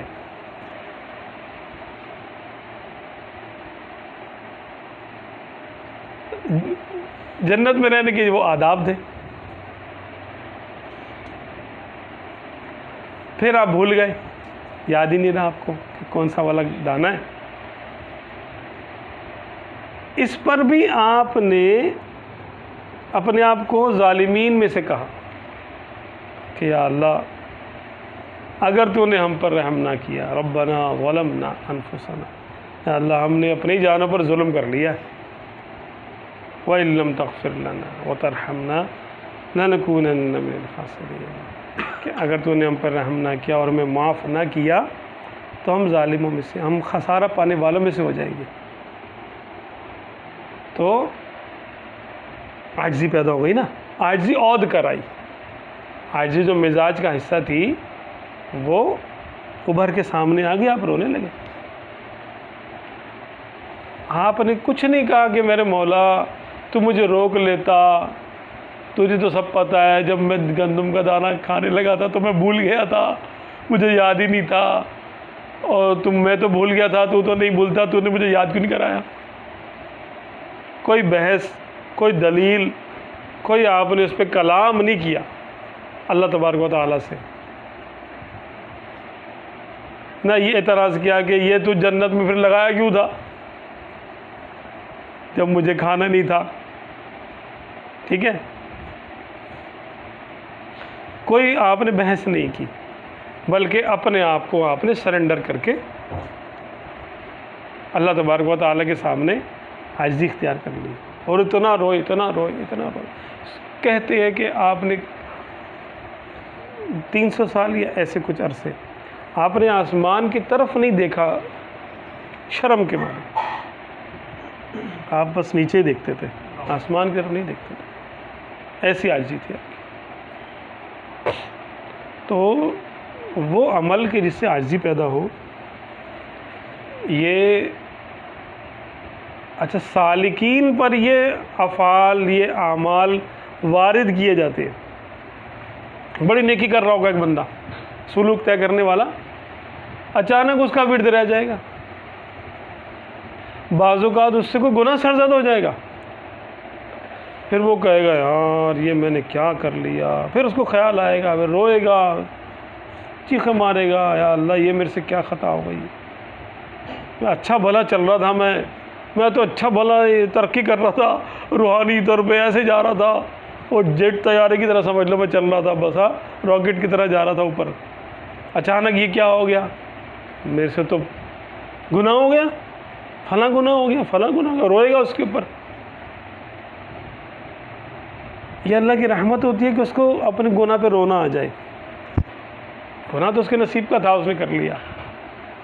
اب جو وہ رو رہا ہے, عاجزی کر رہا ہے, ہو سکتا ہے کہ یہ عاجزی اس کو کیا مقام دلا دے جو وہ نیکی کا تسلسل نہیں اس کو دلا سکتا تھا. نیکی کے تسلسل سے تو ہو سکتا ہے کہ اس میں تکبر پیدا ہو جاتا. نیکی کے تسلسل میں اگر اس سے گناہ سرزد ہو جاتا ہے اور وہ اس پر نادم ہو جاتا ہے, اس کا ایک تو دعویٰ ختم ہو جاتا ہے. میں نا وہ اتنے سال سے تہجد پڑھ رہا ہوں, اب جس بندے نے پڑھی نہ وہ کہے گا یار اتنے سال سے میں تہجد نہیں پڑھ رہا, یہ کہے گا ہم جیسا, اور کیا کہے گا. بزرگان دین کے لیے تو یہ تھا نا بھائی انہوں نے 40 سال تک کوئی گناہ نہیں کیا, تو ہم یہی کہہ سکتے ہیں ہم 40 سال سے گناہ ہی کر رہے ہیں, کبھی نیکی نہیں کر سکے, ہے نا. تو ہمارے معاملات یہی ہیں, اور راہ سلوک میں بھی یہ ہوتا ہے کہ جب انسان کوئی نیک اعمال کرتا ہے, جب اس میں تکبر پیدا ہونے کا خدشہ لائق ہوتا ہے تو اس کو غفلت ڈالی جاتی ہے اس کے اوپر. اس غفلت میں وہ جو کر لے, گناہ کر لے, جو بھی ہو, بشری تقاضے ہیں وہ کرے گا. اب اس کو توبہ کی توفیق دی جاتی ہے یعنی تاکہ وہ اپنی غلطی کو بھی ٹھیک کرے اور اس کا تکبر بھی ٹوٹ جائے. تو اپنے اعمال کو ایسے رکھیں کہ جیسے کچھ ہے ہی نہیں, ہم نے کچھ کیا ہی نہیں, کوئی نیکی تو کی نہیں. یہ معاملہ آپ ضرور فرما رہے ہیں کہ اس میں عام طور پہ بندہ نیکی کر کے کیا ہوتا ہے, مطلب گناہ کرتا ہے تو ہی اس کو رونا آتا ہے کہ یار گناہ کر لیا ہے کیا ہوگا. دیکھیں ہم عوام الناس ہیں. عوام الناس ایسی ہی جب تک ان کا قصور دکھایا نہ جائے نادم نہیں ہوتے. نیکی پہ کون نادم ہوتا ہے؟ یہ اولیاء اللہ کا خاصہ ہے. جب انسان ترقی کرتا ہے تو اس کو اپنے نیکی میں خامیاں نظر آنا شروع ہو جاتی ہے کہ نیکی تو میں نے کی ہے لیکن یہ معیاری نہیں ہے, اس معیار کی نہیں ہے. اس پہ میرے ایک بات آئی, جب نماز پڑھتے ہیں قرآن پڑھتے ہیں تو مطلب ہے کہ ہماری تو توجہ بھی نہیں ہوتی, اس سے پڑھ رہے ہوتے ہیں, کلیئر ہوتے ہیں, کہاں ہوتے ہیں, بس پڑھ ہی رہے ہوتے ہیں. تو کیا کریں گے, ہمارا کیا کریں گے, کہلائے گی نہیں کہلائے گی نہیں. بھائی رسمی نماز تو کہلائے گی, غفلت کی نماز بھی جو بندہ کوشش کر رہا ہے اور اس پہ غفلت ابھی ہے, جیسے ہماری اپنی بات ہے یہ, تو یہ نماز ظاہری طور پہ تو نماز ہی ہے. اچھا اب میں نے کہا نا کہ ہم اگر اپنی طرف سے بہت اعلیٰ عبادت بھی کر لے لیکن اللہ تعالیٰ اس پہ قبولیت کی نظر نہ ڈالے تو برابر ہو گیا غفلت سے عبادت کرنا اور دل جمعی سے ہمارا عبادت کرنا. اس کی بارگاہ میں اگر وہ قبول کرے چاہے تو رد کر دے, جس کو چاہے رد کر دے. بات تو وہاں سے ہے, ہم تو اپنی حیثیت کے مطابق ہی کریں گے نیکی. ہم غافل ہیں. خضوع کے ساتھ جو کر رہا ہوگا تو وہ زیادہ اقرب تو ہوگا نا قبولیت کے لیے یا عمل کی. دیکھیں یہ کوشش کے لیے درجات کا بیان ہوا ہے تاکہ بندہ کوشش کرتا رہے کہ تھوڑا اور میں کروں اور کوشش کروں, کیوں نہیں مجھے دل جمعی حاصل ہو رہی ہے. ہو سکتا ہے میرے کھانے پینے میں تو کوئی ایسی چیز نہیں آ رہی, کوئی شک شبے کا مال تو نہیں آ رہا, یا مال حرام تو نہیں آ رہا, یا مجھ میں تکبر تو پیدا نہیں ہو رہا, یا کوئی ایسا عیب روحانی تو میرے اندر پیدا نہیں ہو رہا, یا میں نے کسی سے بد سلوکی کر دی ہو اس کی وجہ سے حلاوت نہ آ رہی ہو, دل میں نرمی نہ آ رہی ہو. جیسے وہ ایک حدیث پاک میں نے ایک صحابی رضی اللہ تعالیٰ عنہ آپ صلی اللہ علیہ وسلم کی بارگاہ میں حاضر ہوئے. سرکار میرا دل بہت سخت ہے. فرمایا کچھ مال ہے؟ اس کی جی ہاں مال ہے. فرمایا آگے کر دو, اللہ کی راہ میں کر دو. پھر وہ کچھ عرصے کے بعد آئے اور انہوں نے کہا کہ ہاں اب سکون ہے. تو کسی کا دھیان مال کی طرف ہوتا ہے، اس کو پتہ بھی نہیں ہوتا، رکاوٹ مال بن رہا ہوتا ہے۔ کسی کا دھیان اپنے اقتدار کی طرف ہوتا ہے، تو اقتدار اس کی اللہ کی راہ میں رکاوٹ بن رہا ہوتا ہے۔ کسی کا بیوی بچے ہوتے ہیں، وہ اس کے لیے رکاوٹ بن رہے ہوتے ہیں۔ کسی کا اپنا کوئی فعل رکاوٹ بن رہا ہوتا ہے۔ تو جب انسان اس راہ پہ چلتا ہے تو اس کو باریکیاں سمجھ میں آتی ہیں، اس کو تنبیہ بھی کی جاتی ہے، اس کے دل میں القاء بھی ہونا شروع ہو جاتا ہے تو وہ اس راہ پہ چلتا ہے کہ یار یہ کام یہ چھوڑ کے دیکھوں، یہ کام کر کے دیکھوں، ایسے کر کے دیکھوں، تو وہ پھر چھوڑتا ہے۔ اور جب اس کو تجربہ ہوتا ہے تو وہ آگے چلتا ہے کہ ہاں یار میں نے پہلے دل میں یہ بات آئی تھی، میں نے کر کے دیکھی تو مجھے اس سے فائدہ ہوا، اب اور کر کے دیکھوں، اور کر کے دیکھوں، اور معاملات آگے۔ تو یہ اس کو رحمانی الہامات ہونا شروع ہو جاتے ہیں اس کو اس راہ میں، راہ سلوک میں۔ اس کا آسان کوئی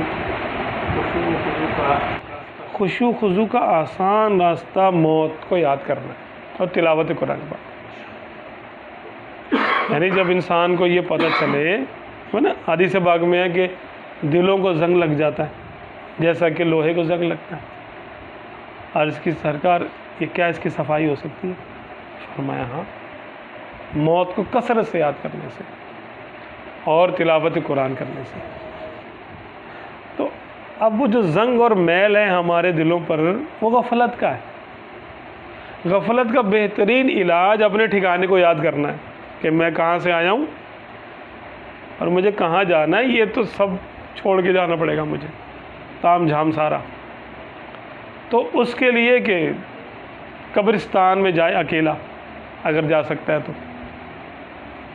تھوڑی دیر وہاں پھر گزارے، دن میں چلا جائے چلے، اور ٹوٹی پھوٹی قبروں کے پاس بیٹھ جائے، فاتحہ بھی پڑھے وہاں پر، تھوڑا وقت گزارنا شروع کرے وہاں پر، 1 دن 2 دن، روزانہ جائے، 3 دن جائے، 4 دن جائے، پھر دیکھے یار یہ کیا ہے، اپنی عادت بنا لے کہ قبرستان آتا جب دیکھتا رہے یار یہ کتبے نہ پڑھے وہاں پہ جا کے کتبے نہ پڑھے، اس سے بھولنے کا مرض پیدا ہوتا ہے۔ دیکھے لیکن کہ اس میں کتنے سارے میرے ہم عمر ہوں گے، کتنے سارے مجھ سے چھوٹی عمر کے بھی ہوں گے، کتنے میرے اعتبار سے میرے سے زیادہ امیر ہوں گے، کتنے لوگ مجھ سے زیادہ طاقتور ہوں گے، کتنے لوگ مجھ سے زیادہ خوبصورت ہوں گے، کتنے مجھ سے زیادہ نیک ہوں گے، کتنے مجھ سے زیادہ گنہگار بھی ہوں گے، مجھ سے زیادہ اللہ تبارک و تعالی نے ان کو بھی مہلت دی تھی، مجھے بھی دی ہوئی ہے اس نے، ان کی مہلت ختم ہو گئی، ابھی میری مہلت ابھی باقی ہے۔ تو زندگی کو زندگی نہ سمجھے، مہلت سمجھے۔ ایسے بھی تو آپ جاتے ہیں کہ آپ کرتے ہیں تو ان کو خوف نہیں آتا، وہ قبرستان جاتے ہیں اکیلے اور بیٹھے اور کرتے ہیں؟ شروع میں آتا ہے خوف، شروع میں آتا ہے خوف۔ انسان وہ چیز ہے کہ ہر ماحول میں ایڈجسٹ ہو جاتا ہے۔ گورکن دیکھیں، وہ قبر کھودتے کھودتے اس میں سو بھی جاتے ہیں، پیدے قبرستان میں ہوتے ہیں۔ ان کے لیے موت ایک وہ نہیں ہے، اچنبھے کی بات نہیں ہے اور عبرت کی بات بھی نہیں ہے شاید، کیونکہ وہ روز وہ تو دعائیں کرتے ہیں یا اللہ کچھ بھیج تاکہ ہماری روزی روٹی کا کچھ انتظام ہو جائے۔ اگر وہ بھی غور کرے تو ان کے لیے عبرت کا بہترین موقع ہے، اگر کرے تو۔ دوسری بات ہے تلاوت قرآن پاک کرنا، اس میں جو برکت ہے نا، اللہ اکبر، وہ کسی اور عبادت میں نہیں ہے۔ آپ نماز پڑھ رہے اچھی بات ہے، اعلیٰ عبادت ہے، لیکن جو دلوں کی صفائی تلاوت قرآن پاک سے ہوتی ہے نا، وہ آپ صلی اللہ علیہ وسلم نے ارشاد فرمایا کہ موت کو کثرت سے یاد کرنے اور تلاوت قرآن پاک کرنے سے جب دل صاف ہو جاتا ہے تو اس میں رقت اور نرمی اور خشوع خضوع پیدا ہوتا ہے، وہ خیالات پیدا ہوتے ہیں خشوع خضوع کے۔ کتنا پڑھنا چاہیے قرآن کو؟ قرآن پاک تو عام آدمی کو جیسے اگر وقت ہے، بالکل ہی مصروف زندگی ہے اس کی، جاب پہ بھی جاتا ہے، گھر کے معاملہ بھی دیکھنا ہے، یہ سب کرنا ہے، تو یوں سمجھ لیں جتنی دیر فالتو موبائل دیکھتا ہے، فالتو کام کی چیز تو دیکھتے بھی ہوں گے لوگ، جتنی دیر فالتو موبائل دیکھتا ہے اس کا آدھا وقت کر لے، اپنا حساب لگا لے، یار 1 گھنٹہ فالتو موبائل دیکھتا ہوں میں، ٹھیک ہے، ہر ایک اپنا معاملہ دیکھ سکتا ہے، آدھا گھنٹہ آج سے قرآن پاک کا، تو قرآن پاک کی تلاوت کرے، باقاعدہ آواز کے ساتھ اس کو پڑھے، ترجمہ تفسیر تو دیکھے لیکن وہاں تلاوت پر ہے زور، اس کا تلاوت کرنا دلوں میں نرمی پیدا کرتا ہے، اور تلاوت سنے، اچھے اور خوش الحان قرآن حضرات کی تلاوت سنے، جب سنے گا تو اس سے بھی دل کا رنگ صاف ہوتا سننے میں توجہ کم ہو جاتی ہے، پڑھنے میں توجہ زیادہ رہتی ہے۔ میں اپنی ایک بات کروں، جس کا جیسے حال ہو، مطلب میں سنتا ہوں ادھر ادھر چلے جاتا ہوں، جیسے پڑھ رہا ہوتا ہوں، جو ہم پڑھ ہی رہے ہیں تو اس کو تو توجہ قرآن میں رہتی ہے۔ بالکل ایسے اپنا اپنا معاملہ ہے، جس کو جو سوٹ کرے، سننے میں زیادہ توجہ ہوتی ہے تو سن لے، بعض اوقات سنتے سنتے لوگ سو جاتے یا باقی ادھر ادھر چیزوں میں دھیان ان کا ہٹ جاتا، تو اور ان کو پڑھنے میں زیادہ ہوتی ہے توجہ، تو پڑھ لے۔ تھوڑا سا مل جاتا ہے۔ تو یہ آہستہ آہستہ نا، اب جیسے ہمارے سلسلے میں سورہ مزمل شریف کا ہے تو 41 بار روزانہ جیسے اس کو پڑھے، نہیں ہے تو 11 بار تو پڑھ ہی لے۔ سورہ اخلاص ہے تو اس کو ظہر کی نماز کے بعد ہمارے سلسلے میں کہتے ہیں 300 بار اس کو پڑھے، تو 300 بار یہ پڑھ لے گا تو انشاءاللہ دل میں اخلاص پیدا ہو جائے گا اس کے۔ آہستہ آہستہ پھر لقمہ حرام سے بچے، پہلی بات یہ، اور لوگوں پر ظلم کرنے سے بچے، کہ ظلم اندھیرا ہے، لوگوں کے حقوق دبانے، لوگوں پہ ظلم کرنے سے بچے، وعدہ خلافی، جھوٹ سے بچے، کہ جھوٹ اندھیرا ہے، جھوٹ سے دل میں تاریکی پیدا ہوتی ہے، بد نگاہیوں، فحش کلامی سے بچے، فحش گوئی، فحش دیکھنے سے بچے، اس طرح کے معاملات کرے گا تو پھر دل میں نور پیدا ہوگا اس کے۔ زیادہ کھانے سے بچے، اچھا زیادہ بولنے سے بچے، زیادہ سونے سے بچے، خاص طور پہ کھانا کھا کے فوری طور پہ سونا، یہ دل کو سخت کر دیتا ہے، جب کھانا کھا لے تو فوری طور پہ سوئے نہ، پہلے اس کو ہضم کر لے، اگر چل پھر نہیں سکتا تو کچھ رکعتیں نوافل پڑھ لے، قضا نمازیں اپنی پوری کر لے پہلے کی جو ہے، اگر قضا باقی ہے تو پھر نوافل سے بہتر ہے قضا کرے، قضا پوری کرے، نوافل کی طرف بعد میں آئے۔ تو یہ وہ معاملات ہے جب انسان اس پہ کوششیں کرتا ہے نا، اب وہ 1 عمل، 2 عمل، 3 عمل، 4 عمل کر رہا ہے، وہ 5 اعمال اس نے شروع کر دیے کہ اللہ میرے دل میں نا نرمی پیدا کر دے تو اللہ تبارک و تعالیٰ تو رحیم و کریم ہے، وہ ذرے کو نماز سے آفتاب بنا دیتا ہے۔ تو جب بندہ اس کی راہ میں لگتا ہے، کوشش کرتا ہے، تو اللہ تعالیٰ کی رحمت کب اکیلا چھوڑے گی اس کو، وہ اس کو تو بالکل آگے بڑھ کے استقبال اس کا کرے گی، کہ حدیث پاک میں ہے نا، یعنی حدیث قدسی ہے کہ جو میری طرف 1 قدم آتا ہے تو میں اپنی شان کے مطابق 2 قدم آتا ہوں۔ ہاں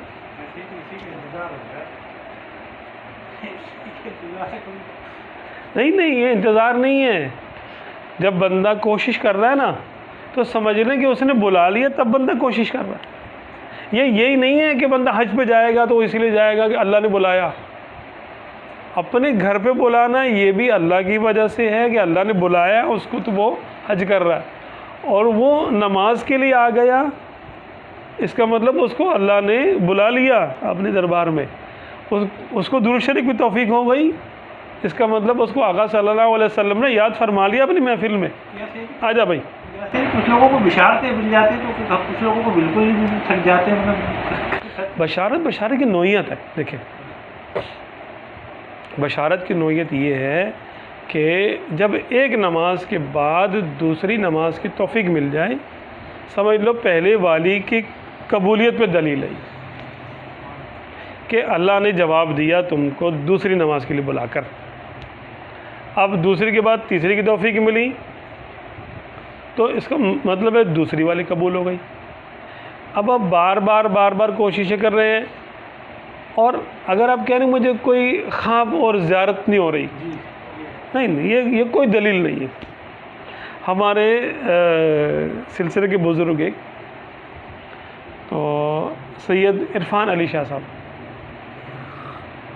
ان کو ہمارے یعنی پیر صاحب کے وہ پیر بھائی تھے، تو ہمارے چچا پیر ہوئے، ان کو ان کے پیر صاحب یعنی ہمارے دادا پیر نے کہا کہ تم ریاضت کرنا چاہتے ہو؟ انہوں نے کہا تھا میں ریاضت کرنا چاہتا ہوں۔ اچھا بھائی کیا کرنا چاہتے ہو؟ بھائی میں کچھ پڑھنا چاہتا ہوں، اللہ کی راہ میں عرفان، ان کا نام بھی عرفان تھا، کہا میں عرفان حاصل کرنا چاہتا ہوں۔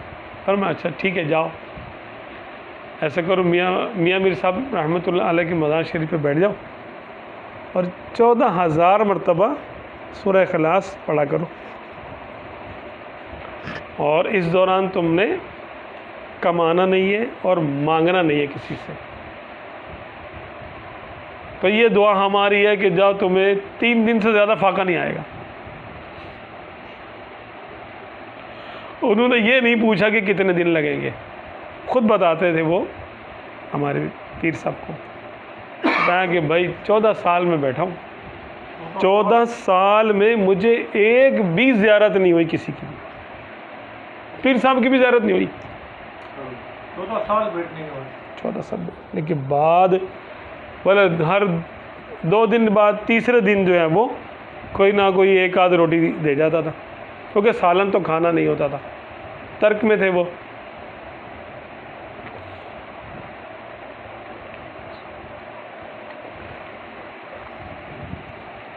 چودہ سال کی ریاضت میں ایک بھی زیارت نہیں ہے، اور جب 14 سال کے بعد جب ان کا معاملہ کھلا، فرماتے ہیں کہ مجھے میاں میر صاحب رحمۃ اللہ علیہ کی زیارت ہوئی، اور ساتھ میں پیر صاحب بھی تھے زیارت کے دوران، تو وہ پیر صاحب کچھ عرض کریں میاں میر صاحب رحمۃ اللہ علیہ سے کہ حضرت یہ بچہ بیٹھا ہوا ہے 14 سال ہو گئے، اس کو کچھ دے دیجئے۔ تو وہ فرما رہے ہیں کہ ایسا کرو داتا صاحب چلے جاؤ، وہاں سے ملے گا۔ کہہ رہے میں اٹھا تو میں پھر داتا صاحب آ کے بیٹھا، کہہ رہے 8 مہینے یا 6 مہینے وہاں بیٹھا رہا، کچھ بھی رسپانس نہیں آیا۔ یہ نہیں کہ جاتے ہی دادا صاحب رحمۃ اللہ علیہ کی طرف سے کوئی نمائندہ بیٹھا ہوا تھا، اچھا تم آ گئے چلو جپی ڈالی اور یہ کیا، یہ لو اپنے نعمتیں دے دی، ایسا نہیں، کچھ بھی نہیں ہوا۔ 6 یا 8 مہینے ایسے بیٹھے نا، کچھ بھی پروٹوکول نہیں ملا۔ پھر بشارت ہوئی 6 یا 8 مہینے کے بعد، پھر اس میں بھی پیر صاحب جو نا موجود تھے، کہا کہ ان کو کراچی کا یا تو ابدالیت یا ایسے کچھ ان کو دو 14 سال کے لیے، کیونکہ 14 سال بیٹھا ہی ہے۔ تو 1-2 مہینے ہوتے کچھ ہوگا، کچھ چاہیے، خواب چاہیے، بشارتیں چاہیے۔ یہ ہماری فرمائشیں، ہمارے نفس کے تقاضے ہیں، کیونکہ ہم اپنے اعمال کو نا عبادت سمجھتے ہیں۔ نہیں یا دن میں ایسا نہیں، میں دیکھو میں قرآن میں پھر بتا رہا ہوں کہ سیدنا ابراہیم خلیل اللہ علیہ ربینا علیہ السلام نبی تھے، اس کے باوجود انہوں نے اپنے دل کے اطمینان کے لیے ایک عرض کی، ہاں اللہ تؤمن۔ تو یہ ایسا ہے کہ اب ہم تو نبی، مطلب ہے کہ ہم تو ایک گناہ گار امت ہی ہے نا، تو ہمارے لیے بھی تو کچھ تھوڑا سا ہونا چاہیے تسلی تشفی کا کوئی سامان۔ بات یہ ہے کہ بالکل ایسے ہر بندے کو یہ شوق ہوتا ہے، ہم اپنی عبادت کو جس نظر سے دیکھ رہے ہیں، اب یہ ہمیں یہ نہیں معلوم ہے کہ ہمارا رب کس نظر سے دیکھ رہا ہے اس کو، بات تو ہماری ہے ہی نہیں نا، ہمارے تو نہ تو بس کی بات ہے کچھ دیکھنا یا کسی کو دکھانا، یہ بھی بس کی بات نہیں ہے، اور نہ یہ اس کو طلب کرنا چاہیے، یہ بات بھی ہے۔ وہ نبی تھے آدم یعنی کیا بولے ابراہیم علیہ السلام، تو ان کا کوئی کام اللہ کے حکم کے بغیر نہیں تھا. وہ دعا بھی کیا پتہ کن حکمتوں کے تحت آپ نے مانگی تھی، کیا پتہ کوئی راستہ کھولنا تھا. بعض اوقات ان کا ایک معاملہ ہوتا ہے، وہ امت کے لیے ایک کسی نعمت کے حصول کی دلیل بن جاتا ہے، راستہ بن جاتا ہے. جیسے آپ صلی اللہ علیہ وسلم کو معراج ہوئی نا، رب سے کلام ہوا، اب بعد والوں کو راستہ کھل گیا. بعد والوں کو اپنی اپنی حیثیت کے مطابق خواب میں یا کسی اور طریقے سے، ان آنکھوں سے نہیں، دل کی آنکھوں سے رب کا دیدار ہو سکتا ہے. ان کی معراج، اس روحانی معراج ان کو ہو سکتی ہے، کیونکہ وہ راستہ آپ صلی اللہ علیہ وسلم کی طرف سے کھولا گیا. جنت دیکھی، دوزخ دیکھی، سارے معاملات دیکھے، قبر کے احوال دیکھے. آپ صلی اللہ علیہ وسلم نے بیان فرمایا نا کہ موسیٰ علیہ السلام کو دیکھا کہ وہ قبر میں نماز پڑھ رہے، پھر پہلے آسمان، دوسرے آسمان، تمام انبیاء کرام سے ملاقاتیں ہوئی، امامت کرائی. یہ سارے معاملات کھل گئے. اب یہ اولیاء اللہ کے لیے ایک راستہ کھل گیا کہ کوئی اس میں قبروں کے احوال سے واقف ہوگا، کوئی ارواح سے ملاقاتیں کرے گا، کوئی جنت دوزخ کے مراقبے کر لے گا، حقیقی مراقبے، اور کوئی رب سے کلام کر لے گا. اس معراج کا حصہ نیچے والوں کو ملے گا. تو کیا پتہ وہ جو معاملات تھے، ابراہیم علیہ السلام کی جو دعا تھی، وہ آپ نے رب کی دی ہوئی ہدایت پر ہی کی تھی. وہ باطنی ہدایتیں ہوتی ہیں ان کو کہ تم یہ دعا کرو یا یہ کرو، ایسے کرو، تو وہ کرتے ہیں. اس کے اندر کروڑوں حکمتیں ہوتی ہیں. ہم نہ تو ان کی جیسے، نہ ہم ان پر اپنے احوال کو قیاس کر سکتے. ان کے پتہ نہیں کیا معاملات تھے. ہم کیا کہہ سکتے، یعنی ہماری تو اگر ہم اپنے معاملات کو سمجھیں کہ رب کے رحمت کے سامنے یا اس کی عظمت کے سامنے، اس کے ذات کے سامنے کسی کی کیا اوقات ہے، ہماری کیا اوقات ہے، ہماری عبادت کہلانے کے قابل بھی ہیں کہ نہیں. تو اب ہم اس کا رزلٹ مانگ رہے ہیں، فوری رزلٹ کہ میں نے تسلی کے لیے یہ بہت ہے کہ بھائی میں اس کا نام لے رہا ہوں، میرے لیے یہی کافی ہے، بس ختم. بندے کو بندگی سے کام ہے، فرمائش سے نہیں. وہ کہتے ہیں میں کہاں اس قابل ہوں. وہ جب مناسب جانے گا تو اس کے پاس کوئی کمی نہیں ہے. پتہ نہیں کیا کیا دکھا دے، آپ کی سوچ سے بڑھ کے ہو جائے. آپ بولے یار میں نے یہ تو نہیں سوچا تھا. لیکن جب بندہ اپنے آپ کو سمجھ لیتا ہے نا کہ میں کسی قابل نہیں ہوں، اور وہ اس پر مطمئن ہو جاتا ہے کہ میں واقعی کسی قابل نہیں ہوں، تو پھر اللہ کی رحمت ہوتے دیر نہیں لگتی. جب بندہ سوال کی حیثیت میں رہتا ہے تو پھر جب کچھ مانگو گے تو قیمت دینی پڑے گی. آؤ بھائی قیمت دو. جب کچھ مانگیں گے تو قیمت دینی پڑے گی. اور جب ایسے خاموشی سے بیٹھ جائیں تو پھر وہ جو چاہے دے دے. بھائی آپ نے مانگا تھوڑی ہے، اپنی من سے دینے والے نے دے دیا. کیا دے دیا؟ تو ہم کو ہماری حیثیت کے مطابق تھوڑی دے گا، اپنی حیثیت کے مطابق. اور یہ بات بزرگوں کے تجربے کی. دیکھیں آپ صلی اللہ علیہ وسلم نے معراج کی دعا کی تھی، موسیٰ علیہ السلام نے کی تھی، دیدار کی دعا کی تھی. اب بتائیے آ گیا فرق. تو ان کے احوال کا تو ہم کوئی قیاس نہیں کر سکتا. ان کے وہ بڑے لوگ ہیں، ان کی بڑی باتیں، لیکن اس میں سبق ملتا ہے. اولیاء اللہ اسی لیے کلام نہیں کرتے، کوئی تجلی کچھ بھی نہیں مانگتے. وہ کہتے ہیں بس ہم اس قابل تھوڑی کہ تیرا نام لے لیں، تو نے ہمیں توفیق دے دی، ہمیں اجر مل گیا. ہمارا اجر تو تیرا نام ہے، یہ ہمیں اجر مل گیا کہ ہمارے لیے یہی اجر ہے. جنت سے بڑھ کے اللہ کا نام ہے کہ نہیں؟ وہ آپ کو جنت دکھا دے یا آپ کو جنت عطا کر دے اور دوسرے شخص کو 2 رکعت کی توفیق دے دے. تو بزرگ کہتے ہیں کہ اگر اللہ مجھ سے پوچھے کہ 2 رکعت پڑھنی ہے یا جنت میں جانا ہے، تو میں 2 رکعت کو اختیار کروں گا. کیوں؟ کہ جنت میں میرے نفس کی رضا ہے اور 2 رکعت میں میرے رب کی رضا ہے، تو میں اپنے رب کی رضا کو اختیار کروں گا. تو ایک طرف جنت ہے، حالانکہ جنت بھی اللہ تعالیٰ ہی آپشن دے رہا ہے نا ان کے بقول. تو یہ نہیں ہے معاملہ. ہمیں عبادت اور ریاضت کے بعد یا سلوک پہ چلنے والوں کے لیے یہ ایک رکاوٹ بن جاتی ہے خواہش. چاہے قرب کی خواہش ہو وہ رکاوٹ بن جائے گی. اس میں ایک خواہش آپ کریں جتنی مرضی کریں، سلوک میں ایک ہی خواہش کہ یا اللہ مجھے فنا عطا کر دے، فنائیت عطا کر دے مجھے. بس میں نہیں ہوں، مجھے بس میں نہ رہوں، میں نہ رہوں بس، کیونکہ میں ہوں ہی نہیں. مجھے خاک میں ملا کر میری خاک تک اڑا دے.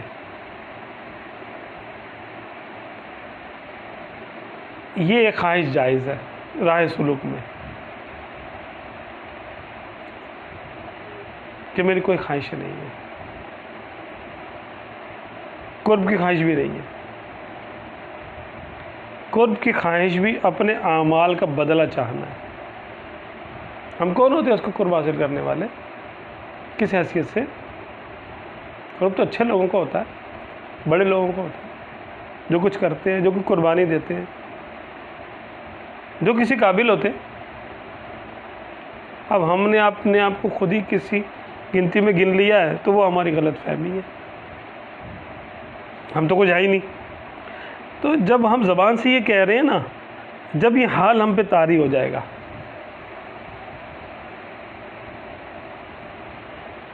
ہمارا کام پورا ہو گیا. ہم اتنا کر سکتے تھے کہ ہم مٹ جائیں، مٹ گئے. آگے اس کا کام ہے فانی.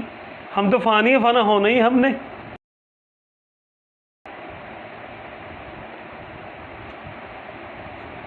تو ہم اس کی خواہش کر سکتے ہیں اپنی اصل کو پانے کے لیے. یہ زیارات وغیرہ یہ سب ہیں، یہ بزرگوں کے معاملات ہیں، بڑے لوگوں کی باتیں ہیں کہ بھائی عام لوگوں کو تو ہوئی نہیں ہوتی نا. راہ سلوک میں یہ نہیں ہے اجازت. آپ دوسرے لوگوں کو بتا کر میرے کو یہ خواب لیا، ہمیں نہیں پتہ ہو رہی ہوگی بھائی، وہ ہوگا، ہو سکتا ہے خاص ہو. ہماری نظر میں وہ عام آدمی ہے، پتہ نہیں اللہ کا مقبول بندہ ہوگا وہ، ہمیں کیا پتہ. ہمیں اپنا پتہ ہے کہ میں نہیں ہوں. مجھے میرا پتہ ہے کہ میرے سے زیادہ کوئی شاید ہی کوئی ہوگا الٹے سیدھے کام کرنے والا. تو مجھے میرا پتہ ہے کہ مجھے تو اپنی حقیقت من آنم کے من دانم، میں جانتا ہوں کہ میں کیا ہوں. دوسروں کا مجھے کیا پتہ، کیا پتہ جو عام سا شخص نظر آ رہا ہے وہ کچھ بھی ہو سکتا ہے، نیک بھی ہو سکتا ہے، ولی بھی ہو سکتا ہے، ہمیں کیا پتہ. کیونکہ ہم اپنے پیمانے پہ اس کو جانچ رہے ہوتے ہیں نا کہ میں نماز پڑھتا ہوں، یہ کم نہیں پڑھتا یا میرے سے کم پڑھتا ہے. میں اتنا صدقات خیرات کرتا ہوں، یہ ذرا کم کرتا ہے یا نہیں بھی کرتا. تو ہم نے اپنے آپ کو ایک خانے میں فکس کیا ہوتا ہے کہ میں اس لیول کا تو ہوں کم سے کم، اب اتنا بھی برا نہیں ہوں، ہے نا. تو اس سے ہمیں باہر نکلنا ہے. یہ غرور ہے ہماری انا کا غرور ہے کہ جو لوگ مجھ کو برا کہہ رہے ہیں، وہ ایک شعر بھی ہے نا، جو لوگ مجھ کو برا سمجھ رہے ہیں کچھ وہ شخص بھی برا ہوگا، اس طرح کر کے پتہ نہیں کوئی شعر ہے کہ جو لوگ ہم کو برا کہتے ہیں ان میں بھی تو کوئی برائی ہوگی نا. اچھا بھائی ٹھیک ہے، ہم لوگ اس لیول پہ چل رہے ہوتے ہیں کہ بھائی اب اتنے بھی برے نہیں ہیں، اتنے بھی گناہ گار نہیں ہیں. بھائی کیا ہو گیا، اب ہے تھوڑے بہت گناہ گار ہیں. تو یہ سلوک میں یہ معاملہ نہیں چلتا. سلوک میں تو یہ ہے کہ بس جتنی عاجزی کی جائے وہ بندے کی حقیقت ہے، کی نہیں جائے جتنا عاجز بنا جائے اندر سے. اللہ ہی جانتا ہے کہ بندے کو اپنے بارے میں کیا گمان ہوتا ہے اس کا. اپنے بارے میں بندہ اپنے آپ کو کیا سمجھتا ہے اللہ کو پتہ ہے. تو جب اللہ تبارک و تعالیٰ کے سامنے ہم اپنے اندر ہی فنا ہو جاتے ہیں, ختم ہو جاتے ہیں اور کوئی حیثیت نہیں اپنی سمجھتے, تو فنا کے بعد تو بقا کی منزل ہے, تو وہ اپنے کرم سے دے دیتا ہے, کوئی مسئلہ نہیں. اسے جو بھی عمل کرتے ہیں کیا اس کا خوش تو ہو سکتے ہیں نا, چلو اللہ کی توفیق دی کہ چلو مطلب قرآن پڑھنے کی یا شریف پڑھنے کی توفیق ملی, اس کا خوش ہو سکتا ہے یا خوش بھی نہیں ہو. شروع میں خوش ہوتا ہے بندہ کہ میں نے نا جو آخر چلتا ہے تو اس کو اپنے اعمال کی کوتاہیاں نظر آنا شروع ہو جاتی ہیں. کہ ایک بزرگ کے بارے میں نے سنا کہ ہر نماز پڑھنے کے بعد نا اپنا منہ چھپا لیتے تھے. لوگ بولتے کیا ہو گیا؟ مجھے ڈر لگتا ہے کہ کہیں میری نماز میرے منہ پہ نہ مار دی جائے. اور ایک بزرگ فرماتے میں روزانہ صبح اٹھ کے شیشہ دیکھتا ہوں. ہم بھی دیکھتے ہیں نا. کہتے مجھے خوف ہے کہ کہیں میرے گناہوں کی وجہ سے میرا چہرہ سیاہ تو نہیں کر دیا گیا, چہرہ بگڑ تو نہیں گیا میرا گناہوں کی وجہ سے. ایک بزرگ فرماتے عراق میں بغداد میں قحط پڑا تو انہوں نے کہا کہ یہ میری وجہ سے ہے, اگر میں مر جاؤں تو لوگوں کو اس میری نحوست سے نجات مل جائے. میری وجہ سے یہ روزی نہیں ملتی لوگوں کو, نحوست ہے میری, یہ گناہوں کی نحوست ہے. ایک دو لوگوں کے لیے عاجز نہیں تھے, اپنے لیے عاجز تھے. تحدیث نعمت کیا ہوتا ہے؟ تحدیث نعمت تو ایک کیفیت کا نام ہے.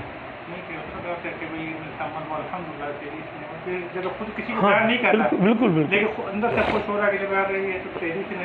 بالکل نعمت ہے, وہ ایک کیفیت ہے. سلوک والا معاملہ ان کیفیتوں سے الگ ہو جاتا ہے. وہ ایک جب فیز میں داخل ہو گیا نا, وہ اس کے لیے آپ سمجھ لیں کہ ایک عام آدمی ہے نا, اس کے لیے 100 خون معاف ہے اس کو. وہ کچھ بھی کر رہا ہوگا کیونکہ اس میں بھائی کوالیفائی نہیں کیا, اس نے کوئی سائن نہیں کیے, وہ کسی کورس میں آیا ہی نہیں. ٹھیک ہے, تو آپ ذرا فوجی ٹریننگ کے لیے آپ جائیں, جب تک آپ رجسٹرڈ نہیں ہو جاتے تب تک آپ بالکل سیٹ ہیں. ٹھیک ہے, اور آپ جو کمانڈوز کی ٹریننگ میں چلے گئے, اب دیکھو جو آپ کا حال وہ کریں گے, کوٹ کے اور مار کے اور تربیت کر کے. آپ بولیں گے یار ایسے تو یہ تو میری عزت ہی نہیں کر رہے, کیا میں پاکستان کے شہری نہیں ہوں, میں ایسا نہیں ہوں ویسا نہیں ہوں. بولیں گے بھائی یہ کورس ہے, خاموش ہو جاؤ. تو یہ تو تمہارے معاملات ہیں سویلین کے, آئیے فوجیوں کے یہ والے معاملات نہیں ہوتے, کمانڈوز کے اور سخت ہوتے, بحری کمانڈوز کے اور ہوتے ہیں. تو جب آپ راہ سلوک میں آ گئے تو آپ عوام والے پروٹوکول مت مانگے. عوام تو دعا بھی کرے گی اور معاذ اللہ وہ تو پتنی وہ جو بھی جو ہے کرتی رہے بیچاری, خیر ہے. اب جب آپ عرفان کو پانے کے لیے, معرفت کے حصول کے لیے آپ ایک طرف نکل گئے, تو اب آپ آپ کو اس کے قاعدے اور قوانین کے ماتحت ہونا پڑے گا. پھر یہ ناز و انداز نہیں چلیں گے عوام والے. اس میں تو دعا بھی کہتے ہیں نہیں تم دعا مانگنے والے کون ہو بھائی, وہ تو منع کر دیتے ہیں کہ دعا نہیں مانگ رہی, بس تم اللہ جو کرتا صحیح کرتا ہے, ہاں صحیح کرتا ہے, تو پھر تمہارے ساتھ غلط کیوں کرے گا؟ آئندہ جو کرے گا صحیح کرے گا, ٹھیک ہے, تو تم اس کو مشورہ دے رہے ہو کہ اللہ ایسے کر دے. بھلا یہ باتیں عوام کے لیے تو نہیں ہے. عوام کو تو یہ بھائی خوب دعا مانگو, تمہارے جوتے کا تسمہ ٹوٹے اللہ سے مانگو. کیوں؟ ارے کسی بہانے تو اللہ سے تعلق جوڑ لو اپنا, کچھ لے کے جوڑ لو. عوام تو اللہ کو بھلی ہوتی ہے نا. اب اہل سلوک والے معاملات میں اور عوام کے معاملات میں زمین آسمان کا فرق ہے.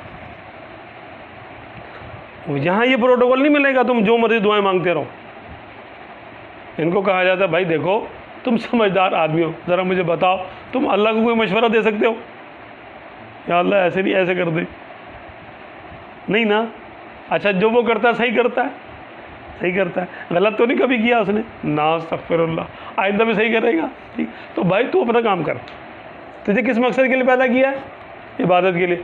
تو چپ چاپ جو ہے نا عبادت کر, ختم ہو گئی بات. اچھا وہ قبول کرے نہ کرے اس کی مرضی ہے, مالک الملک قبول کر لے گا تو اس کی مہربانی ہے, اور نہ کرے تو اس کا حق ہے. تو فرمائش کرنے والا کوئی نہیں ہے.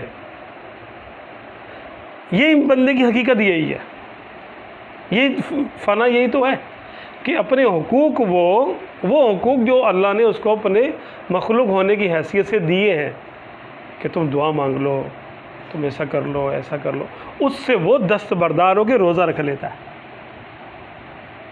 ان حقوق سے دستبردار ہو کے, جیسے وہ روزہ رکھ لے, ہم روزہ رکھتے ہیں نا صبح سے لے کے شام تک کا روزہ ہے, ٹھیک ہے, حالانکہ ہمارا حق ہے کھانا پینا یہ سب کرنا, ٹھیک ہے, نفلی طور پہ چلو کرتے ہیں, وہ تو ہم اپنی مرضی سے کر رہے ہوتے ہیں نا.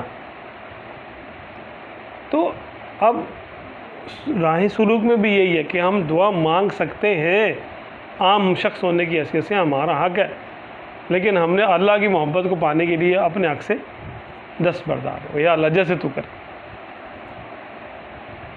ہم دعا فرمائشیں کر سکتے ہیں, اللہ تیری رحمت بہت بڑی ہے, تو رحمت بہت بڑی ہے, لیکن ہم کیا کر رہے ہیں اپنی معرفت کے لیے ہم نے ان معاملات کو ترک کر دیا.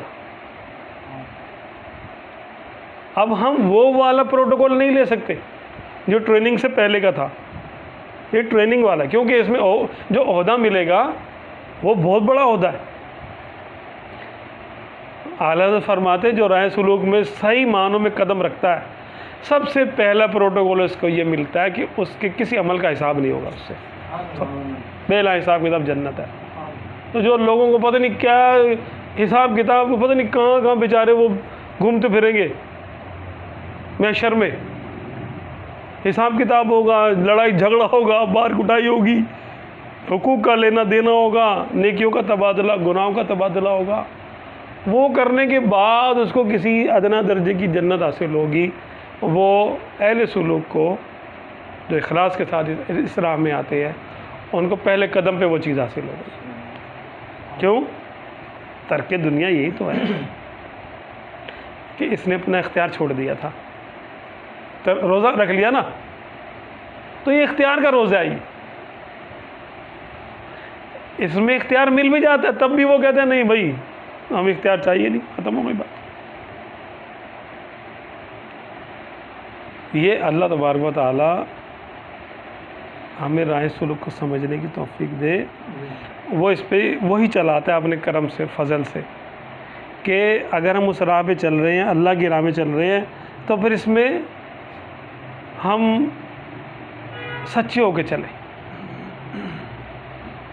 اس طرف نہیں کہ ہم ابھی فیصلہ کر لیں کہ ہم نے کس طرف جانا ہے.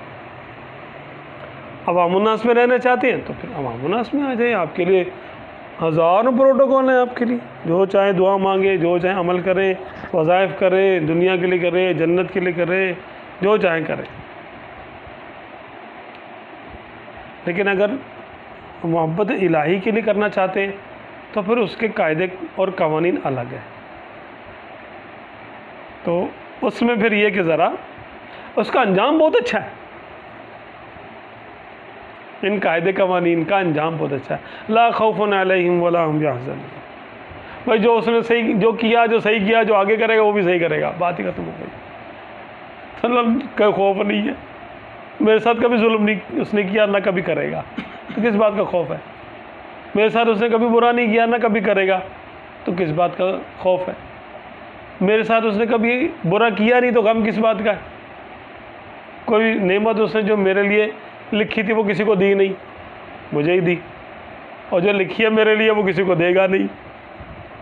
تو نہ خوف ہے نہ غم ہے تیرے آزاد بندوں کی, نہ یہ دنیا نہ وہ دنیا. یہاں مرنے کی پابندی, وہاں جینے کی پابندی.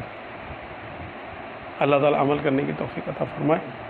آئے نہ آئے نظروں میں, دل میں ہی نظارہ کافی ہے.